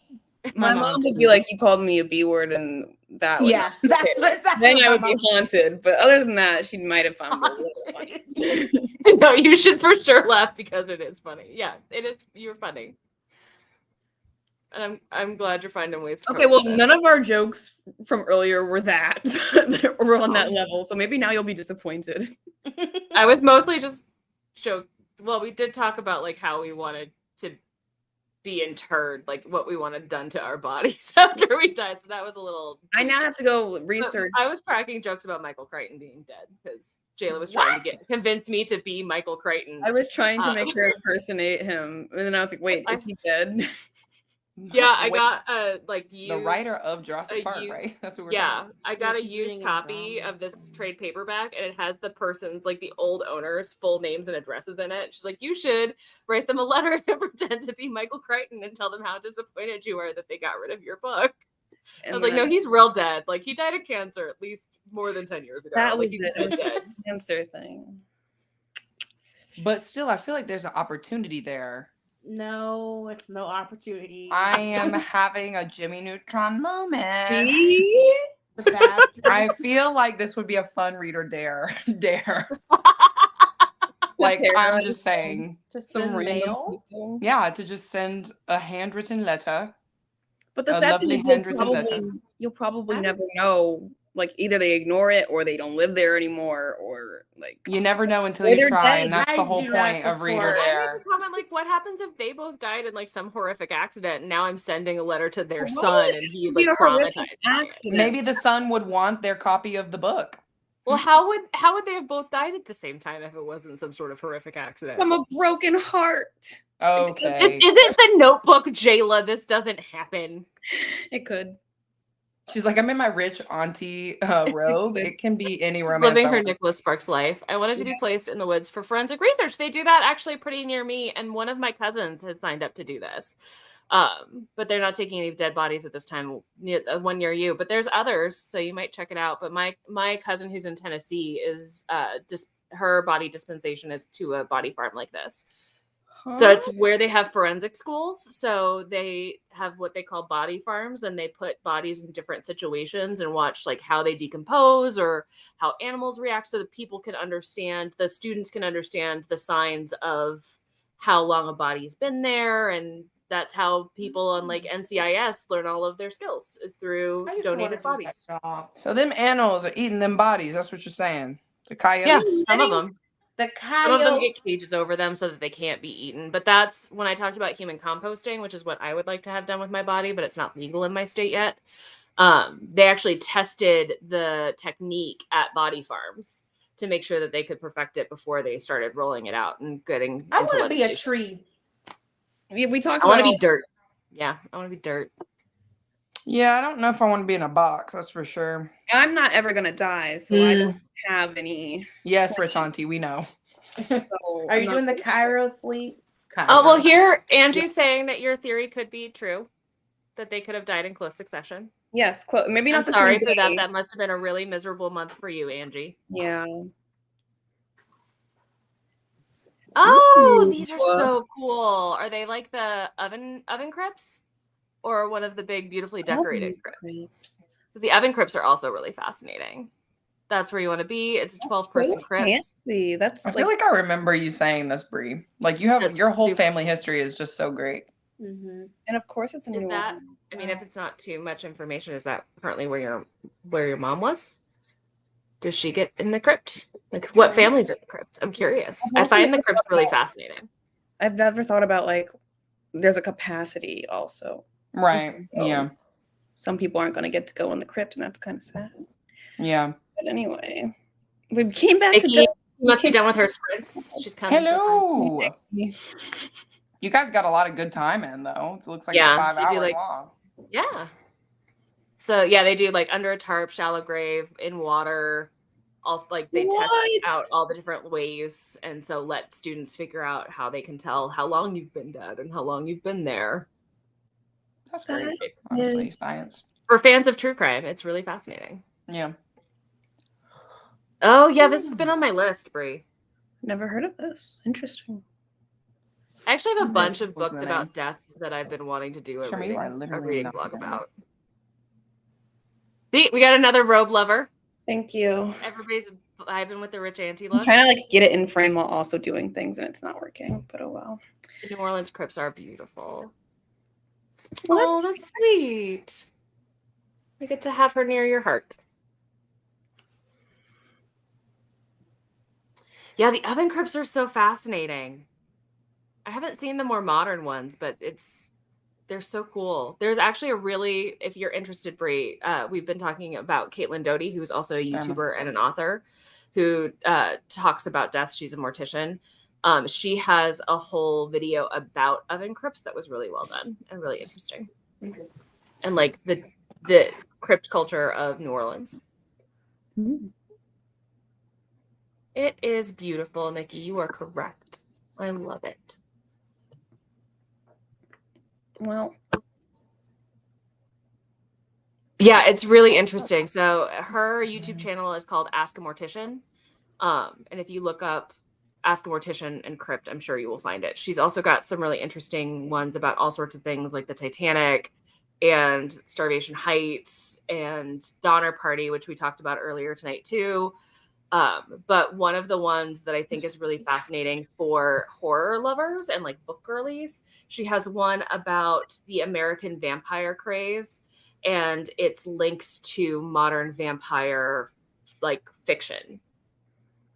And like how like vampire, and by vampire craze, I mean like there was a rash of people thinking that there were vampires in their midst in New England at a point where we probably should have known better, and how that like directly influenced Bram Stoker for Dracula and like led to the sort of sexualization of vampires in American fiction. you know, I literally just had a conversation with the male guy at my job who, sorry, this is only tangentially related. A male guy? No, like the man who had the mail. I thought it was ALE, not AFIL. No, he is the man with the mail. And he was saying he wants vampires to be real so bad, and I was like, why though?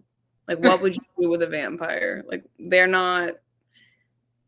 they're sucking your blood and they're leaving you for dead. Or if they're turning you, you're kind of at that age where like, do you want to be that age forever? Or like, would you rather be turned to 25? You know what I'm saying? It's like, there's too much to think about if vampires were real. But he also said they were just sexy, and that it's not a good enough reason for me either. Interesting. I feel like that would definitely be fun. a conversation you'd have in New York. You know, like Yeah. if there was ever a city that someone wanted vampires to be real, it would happen in New York. I don't know how it Or New Orleans. Also New Orleans. New Orleans. I don't There know. are I feel like definitely New people who Orleans, think they're they have vampires. They different- are vampires in New Orleans. Okay. Yes. That I believe. Well, Anne Rice did a number on that city in terms of vampire lore and culture. Wow, have fun at the crypt trip. Ooh, that's a good. Ooh, the crypt Crypt trip. trip. The crypt trip. I assume that this is going to be a video, Brie, if it's in prep for Black Halloween, maybe, or just some photos. I don't know, but have a good time. Mom is on the back of a bookcase. I love that you just threw in the bastard dad thing. And you know what? Yeah, fuck him. Sorry, can I say that on your channel? Yes, I'm not monetized. I respect that, Angie. Yeah. Yeah, I hope he's in a dumpster. We don't know this man. If he was a bastard to Angie, he deserves to be in a dumpster. Fair enough. I can't argue with that. Yeah. Definitely. I'm assuming this is about Caitlin Doty. Yeah. Or Anne Rice, but Caitlin Doty's books are really good. I cannot express how moving her book about, so it's From Here to Eternity, traveling the world in search of a good death, and it's about death and grief practices in cultures around the world. And it taught me a lot about some of my own hangups around grief and how to grieve better. Oh. Or like better for me, if that makes sense. Like not that there's A right proper way to grief, grieve. but, like Yeah. how Mhm. I needed to be better at processing grief and understanding and honoring. That's good. Oh, good. You don't know what you want to do yet, but it will be a video. Cool. Nice. Looking forward to it. I assume she's just endorsing our Yes. slander. I'm assuming that he is in a dumpster from this answer. I'm also okay with that interpretation. Some people deserve to end up in a dumpster, not because of murder, but because they're awful and nobody cares about them. Oh my god, you're saying so many things about a man you do not know. Anyway. I'm kidding, mostly. Well, thanks for stopping Oh, by. girl, we're glad We're you hanging stopped out, by, but too. we are definitely about done ourselves. I gotta go to bed. It's late for you. Oh, brother took him. Oh, okay. It is also just an interesting conversation too of like, what do you do with cremated remains? Well, I would plant a tree, but that's just me. My mother wants to be a tree. My dad, they spend a lot of time down at the coast here in Texas, and there's a spot that he likes to watch the turtles and dolphins, and that's where he would like to be scattered with the turtles, which I think is really cute. That is very cute. Make that happen. The turtles. What, Abraham Lincoln? What's happening? I'm Well, so confused, Angie. Is your dad Abraham All Lincoln? I can do are ad libs, guys. I can't see any of the text just comments. reads, It's just a Abraham Lincoln, succession of that. my dad. And then my dad. The comment was Abraham Lincoln, my dad. And we're like, Now I assume Angie is direct descendant of Abraham Lincoln. And he was a real jerk. My dad, good old Abe Link. Yep. she's, Yep. she's just doubling down on it. Yep. Oh, Ange Page Turner, direct descendant of Abraham Lincoln, daughter of the president who signed the Emancipation Proclamation. honest Ange. Oh, okay. Dishonest Ange. What's happening? Well, on that, I mean, my dad's family is part of the McCoys, of like the Hatfields and McCoys, so they're fighting Appalachians. oh, Mm. Yeah, I have nothing. Can't add to that. you can't answer Booze that. hounds. They're bootleggers. I love that.